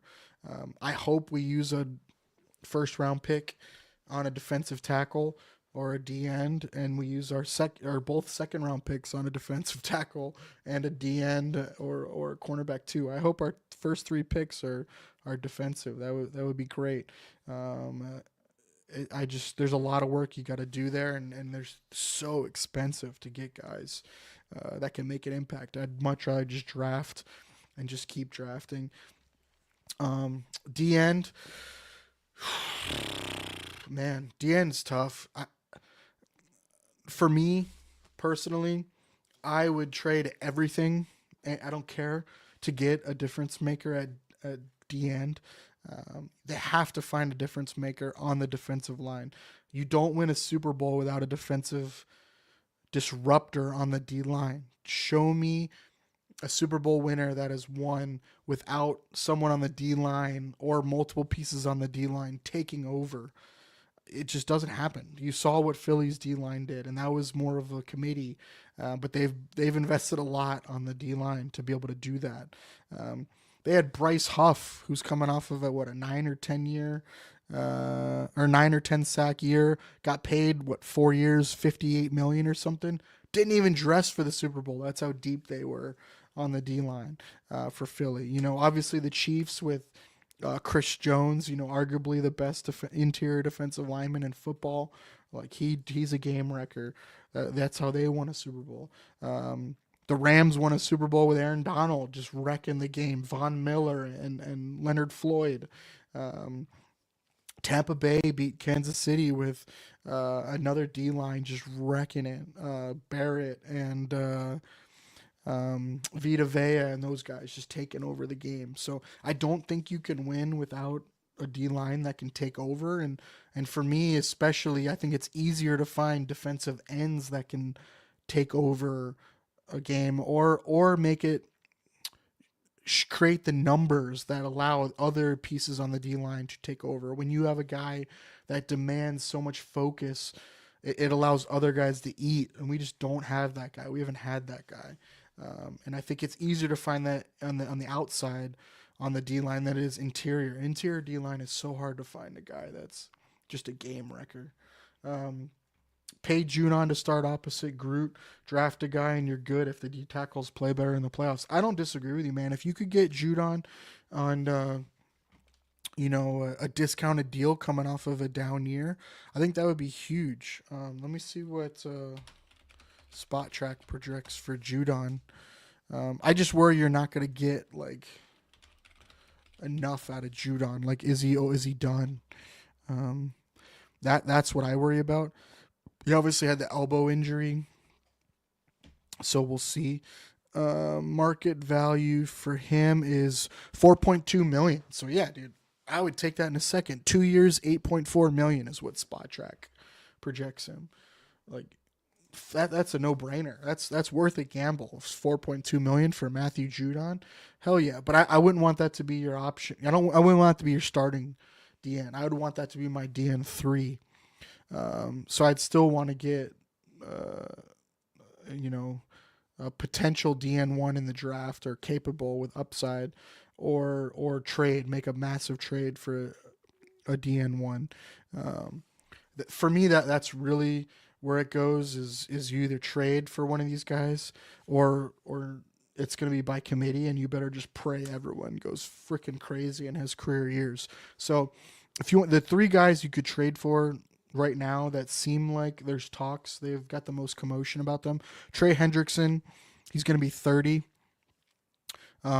He's coming off back-to-back years of 18 sacks.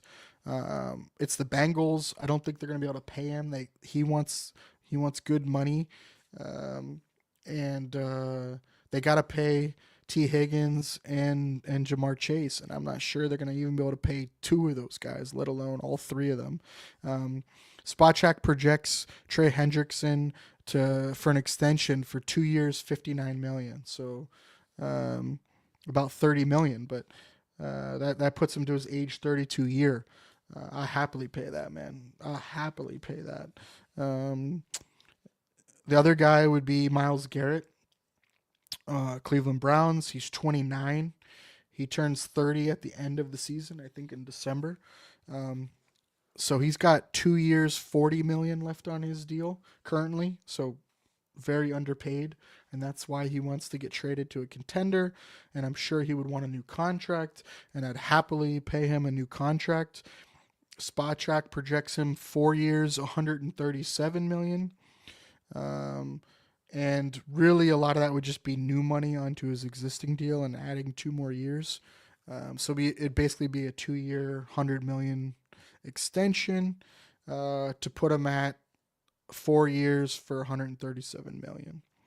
I think he'd be worth every penny. He's a game changer, a game wrecker. But will Cleveland trade him? I'm not sure. How much draft capital would it be? I wouldn't care. I'd pay him. I'd give him all the draft capital. The only issue is I think other teams would be in on that, and I think they can offer more than the Bills can from a draft capital perspective, right? A Bills first round pick is 30th this year.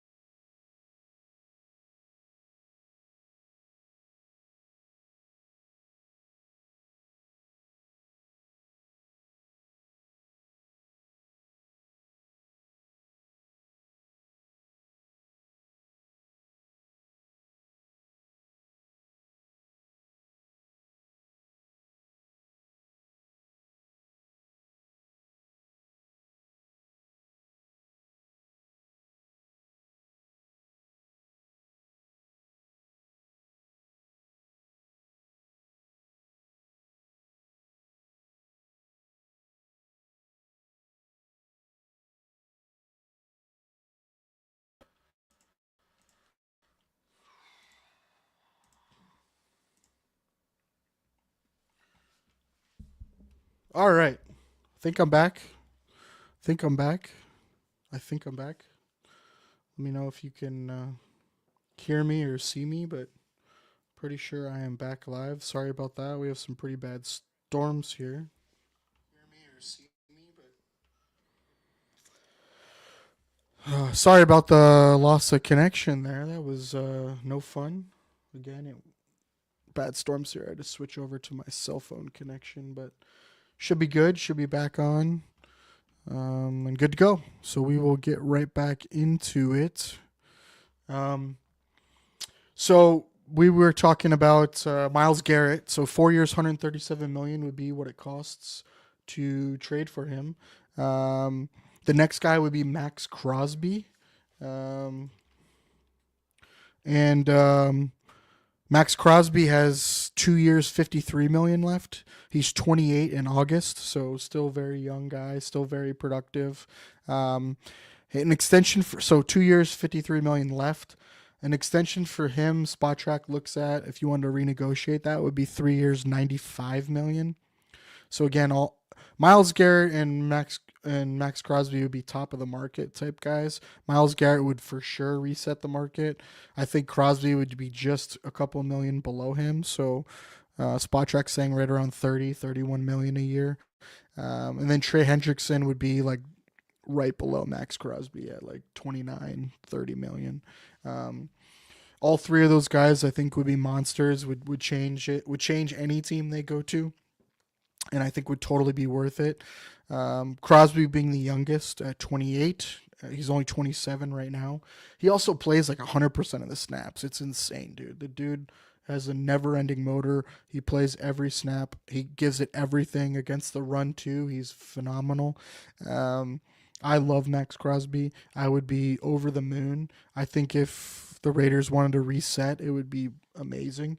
The only issue is you got to be pretty crazy to want to trade in his prime defensive end, top five defensive end in football in their prime. So if they're crazy enough to do it, then I'm all in, and I'll trade whatever to get Max Crosby, Myles Garrett, Trey Hendrickson. I think Trey Hendrickson's the cheapest one just because of the Bengals situation, but it's still probably going to cost a first and then some assets, or for Myles Garrett, potentially two firsts and some assets. But again, I think no matter what the cost is, I think it's worth it. I'm not sure there's a cost that's too high, because you just don't get those guys. You don't get a guy drafting in the pick 30 that's a game record defensive end. It just doesn't happen. The game record defensive ends are usually top 10 picks, or just some super freak guy that like Max Crosby that just develops into a monster. But it's not like they're easy to find or they just grow on trees. It's so rare to find a guy that is just a game wrecker like that. So for me, option one is trade everything you can, Bean. Trade it all. I don't care, and go get one of those difference makers at on the defensive end position. I think you say, are you one player away? I think the Bills are pretty close to being one player away, if there is such a thing. Yes, they need some other little pieces here and there, but if you traded the Bills, first pick and both their second round picks this year, or the first pick this year and the first pick next year for one of those guys, you're definitely not going to draft guys that are at those caliber type difference makers. So for me, it doesn't matter, man. Just trade them, and then when it comes to the money piece of it, that's where I want to invest my money, man, is on the D line or the O line. That's where I want to pay players. That's why I don't want to pay a running back $15 million. That's why I don't want to pay a wide receiver $30 million. For me, it's all about paying offensive and defensive linemen, and obviously your quarterback. And then you just keep going, trying to get younger at the other positions. There's a couple wide receivers I would pay top of the line money, sure, but they're very few and far between. So I like going by committee and getting different skill positions. And for me, the D line, D end, I'm happy to pay $30 million for a guy who's going to get me 15 plus sacks or 20 sacks, or a Max Crosby who plays 100% of the snaps and still gets double digit sacks every year. So I think if the Bills really want to make a splash or really want to do something, I think it's got to be DN, and it's trading for one of those three. Now, if they can't do that, there's a couple of veterans they could sign. Obviously, these guys are nowhere near the caliber. It's not the point here. The point is you would sign one of these guys, and then you would draft, a high end, hopefully D end, and your rotation would be Groot, so Greg Rousseau, AJ Epinesa, Solomon, who you drafted last year, and then your whoever your draft pick is, that would be your top four, and then I think your fifth D end would be one of these three guys that I'm about to mention. So the one would be re-sign Smoot, Dwayne Smoot. So I really liked what he provided. He called the stunts in the games on the D line. I think the wrist injury really affected him. It was the year of the wrist for the Bills, and those wrist injuries are really tough, especially for a D lineman. You're trying to create leverage, you're trying to push off, and you just can't do that with a wrist or hand injury. So I'd re-sign him. Spot Track projects 2 years, $5.8 million. And if that's your DN 4-5, and he's a guy who can reduce down and play inside as well, you could do way worse. I think he's a guy who can get you 5 sacks. Playing 30% of the snaps as your DN 4 or 5. So I'd re-sign Smoot. If you can't do that, I'd go after one of these two guys. Clavon Chason, 2 years, $6.8 million is what they project him. He's a little lighter speed guy on the edge. He got snaps his first year, didn't get a lot of snaps his next two. Last year he got some snaps and he showed some flashes, some good things.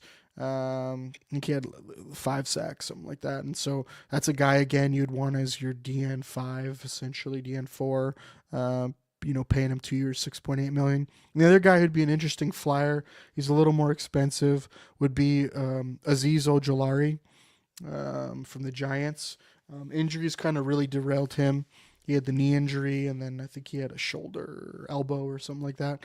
But Spot Track projects him 2 years, $15.1 million. For a 24, 25-year-old pass rusher who's shown some good flashes. I don't think that's the worst investment. So those would be my 3 options as your DN 4-5 type guy would be Smoot, Chason, or Ojulari. And then you're going to draft with your first or second round pick another DN on the outside. So that's what I do at the DN room. A lot of things the Bills can do.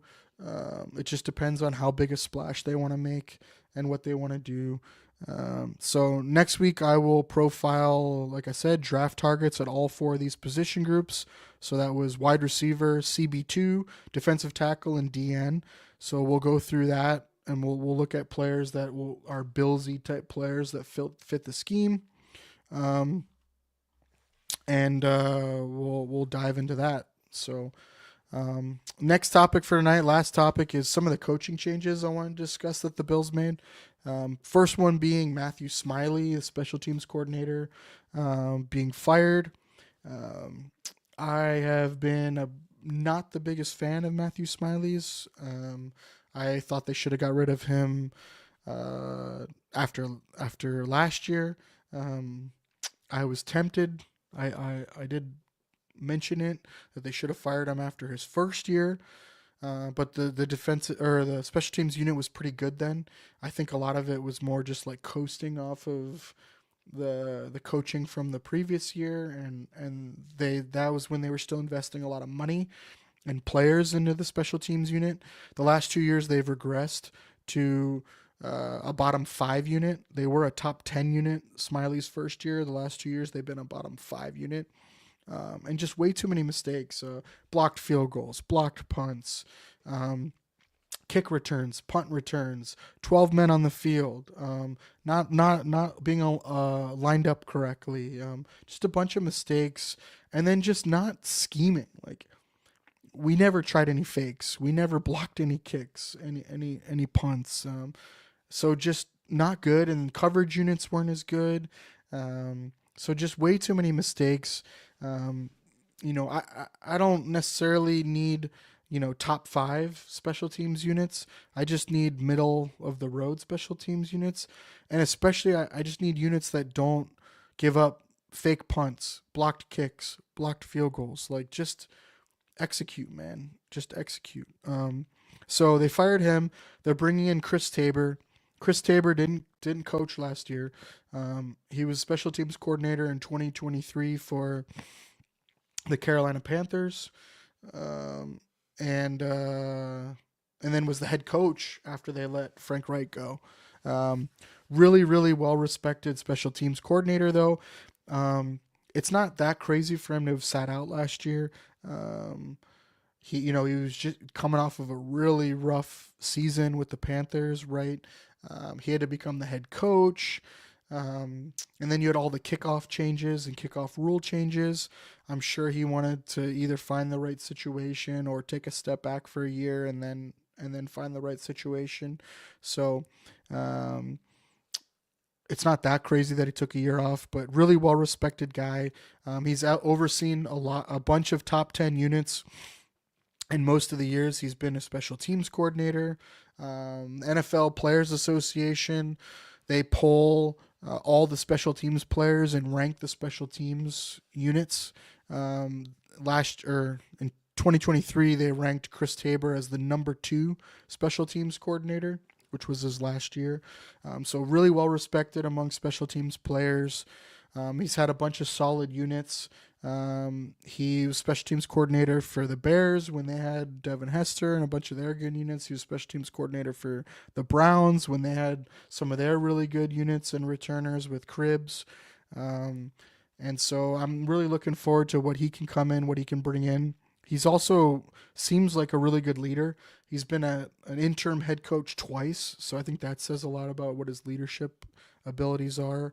And so I think it's just something where you can bring in a guy who can, stabilize the special teams unit and is well respected and a good leader. And that's what I'm looking for. I don't need a young coach in there I don't mind a young coach, but if you're a young coach, you need to be progressive and a difference maker. I'd much rather have a seasoned veteran coach who brings stability to special teams.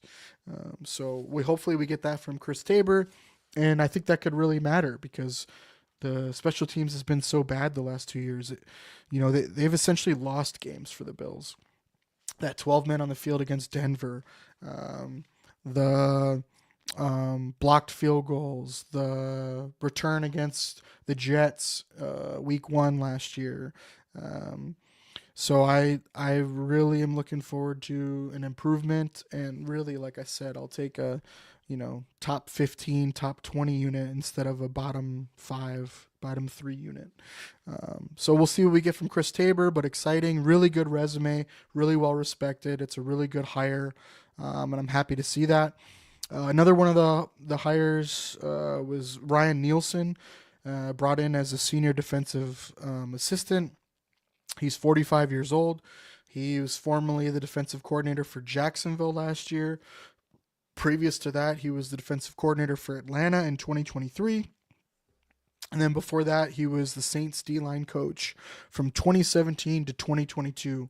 Another guy really well respected. Jacksonville wasn't great last year, but they weren't great anywhere. A lot of injuries, and I don't think their personnel was the best for what Ryan Nielsen likes to run. He likes to run a lot of man coverage, and they just didn't have the players to do that. And then they lost a bunch of their starting corners, which when you're trying to run man coverage and you lose your you lose your corners, that really makes things tough. So I think it was a bad year for him. And the Atlanta in 2023, I thought it was much better. They went from 23rd in points to 18th in points allowed per game.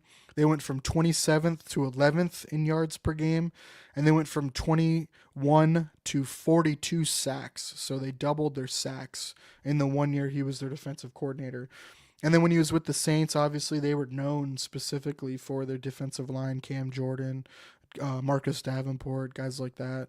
And he was their D-line coach for 6 seasons. So he's 45, young guy. I think this is a good year for him to come to the Bills staff and reset.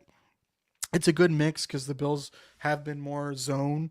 And so it's good to see them bring in more man guys that have experience with that. And it's a good marriage, and hopefully they can bounce ideas off each other. And I think it only helps to bring in more experience. So I'm excited to see what he brings in. He does a really good job with simulated pressures on the D line and stunts and things like that. So I'm hoping he can help. Right, the D line really needs to get better, like we talked about. And so adding another guy who's been a D line coach for 6 years and then a defensive coordinator, I think only helps, man. And so I think that's a really good hire. And it says a lot about the Bills and their coaching staff that, a guy who's been a defensive coordinator and a defensive line coach successfully, is willing to come in and be a defensive assistant for a year to learn from and to grow with. So I think that's a really good thing. And then the other addition was cornerbacks coach Mike Pellegrino comes over from New England. He's been with New England in the last 10 years, the last 6 of which he's been their cornerbacks coach. And we know New England, they like to run a lot of different coverages in the back end, a lot of man coverage. And I think it's really good to bring in another coach who has man coverage experience. And we'll see how that influences the Bills staff. The secondary has been good. I really like what McDermott's done in the secondary. And so adding another guy in there with a lot of experience, I think will only help, especially when you bring in another guy who's different. I think that only helps you get better in the areas you might be weaker at. This does kind of point to the Bills wanting to run more man coverage or maybe just be more efficient at it. I'm not sure, if McDermott and Babbage will ever transition to be, primarily man coverage, let's say. But it's definitely something you want to be able to run against certain teams and be able to run it successfully, sprinkle it in. And so, when you can run it 30% of the time efficiently, I think that really helps, and it gives you way more flexibility, scheme flexibility to affect the opposing offense. When traditionally they run like 90-something% zone. So we'll see if this causes them to run more man coverage. But like I said earlier in the show, that last year was the most man coverage they had run in the McDermott era, and against Kansas City last game of the year, that's the most man coverage they had run in a game. So I think it's definitely something they want to get more into, and so bringing in coaches with a lot of experience coaching it, I think, is only a good thing. The last coaching thing I wanted to talk about was the strength and conditioning coach. They fired him or let him go. He'd been the strength and conditioning coach since before McDermott, so that's a pretty big change. I think, from all accounts, really good dude, really well respected. But, I think it's a good thing to get change and to try something else out. I think there's multiple players that haven't gotten stronger like you've wanted to see. Also, coming back from injuries, guys haven't been coming back strong. And you've heard McDermott and Joe Brady and even Babbage talking about some guys just coming back and not being the same or not as strong as they wanted to. And so, I don't think that's necessarily on the training staff because they haven't been getting hurt again or coming back too soon. I think it's more on strength and conditioning and getting stronger. And so that's something definitely to monitor this offseason and in the training program, and, guys getting, bigger, stronger, faster. I definitely don't think is a bad thing. So something to watch out this offseason and going into the year is comments made about the strength and conditioning now that we have a new strength and conditioning coach. So that about wraps it up for tonight. I went about twice as long as I thought I was going to go to. Big surprise there. I'd like to thank again show sponsor Happy Holiday Mackenzie Tree Farms for supporting Buffalo Blueprint all season long. Quick word from our network sponsors before I get into next week.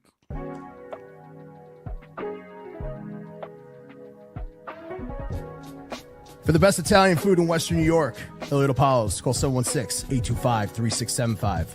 The Lardon Construction Group. Fubo TV, the official streaming service of Do Champions. FanDuel, the official sportsbook of Do Champions. For all your summertime needs, beauty pools, as well as kayak pools. CX Chronicles, your total customer solutions focused manager. W.GG, the official energy drink of Do Champions. Hey, Sons of Erie, our artwork looks better on your walls. Hamburg Brewing, please visit our tap room on Boston State Road, Hamburg, New York. And finally, Fat Boy Surf Club for all your surfing needs.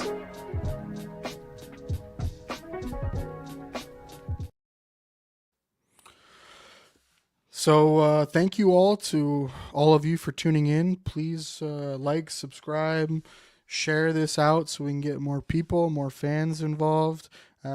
Please join me next week for the next episode of the Buffalo Blueprint. We'll be back to our normal night. So Friday night, 9 p.m. Eastern time is going to be the night we go with every week for the Buffalo Blueprint. We just switched it up this week because Valentine's Day was Friday night. And I figured people would be spending that with their significant others. I wanted to spend that time with my wife, so I rescheduled it to tonight. So we will be back to Friday night, 9 p.m. Eastern time next week. I'll probably be joined by a guest.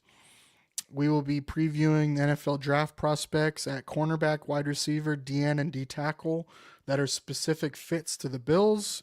And that'll help us get prepared for the NFL Draft Combine and the NFL Draft. So if there's someone you want me to profile, if there's another position group you're interested in, please reach out to me on social media, and I will happily include them in next week's show. Please, again, like, subscribe on YouTube, Twitter, and Instagram at Dude Champions, and myself at Jake FB Data. I will see you all next week. Go Bills, and thanks again for tuning in. Come on, man. Only on Do Champion Network.